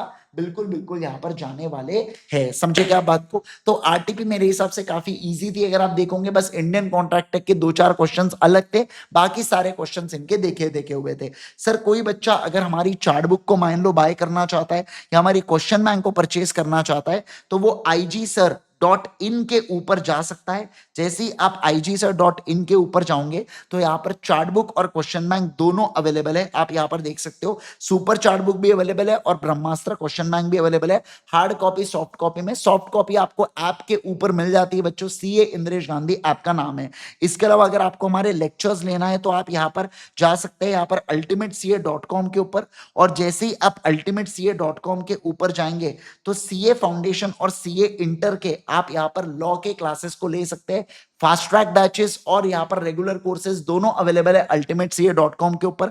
आपको कोर्सेज सेगमेंट में जाना है, फाउंडेशन न्यू सिलेबस में जाना, बिजनेस लॉज आईजी को सिलेक्ट करना है. यहाँ पर जैसे ही आप आईजी को सिलेक्ट करेंगे तो यहाँ पर आपके सामने बैचेस नजर आ जाएंगी, रेगुलर बैच और exam oriented batch. Same with CA inter also. Courses में आप सीए इंटर में जाएंगे और यहाँ पर अगर आप जैसे लॉ आईजी पे सिलेक्ट करेंगे तो यहाँ पर आपको क्या मिल जाएगा? यहाँ पर आपको फास्ट ट्रैक बैचेस और रेगुलर बैचेस नजर आ जाएंगे. ठीक है. Thank you so much once again everyone. Bye bye everyone, take care everyone. Hope so आप सभी लोगों को लेक्चर पसंद आया हो. लेक्चर को लाइक जरूर करना, चैनल को सब्सक्राइब करना, अपने दोस्तों के साथ शेयर करना. Bye bye everyone, take care everyone.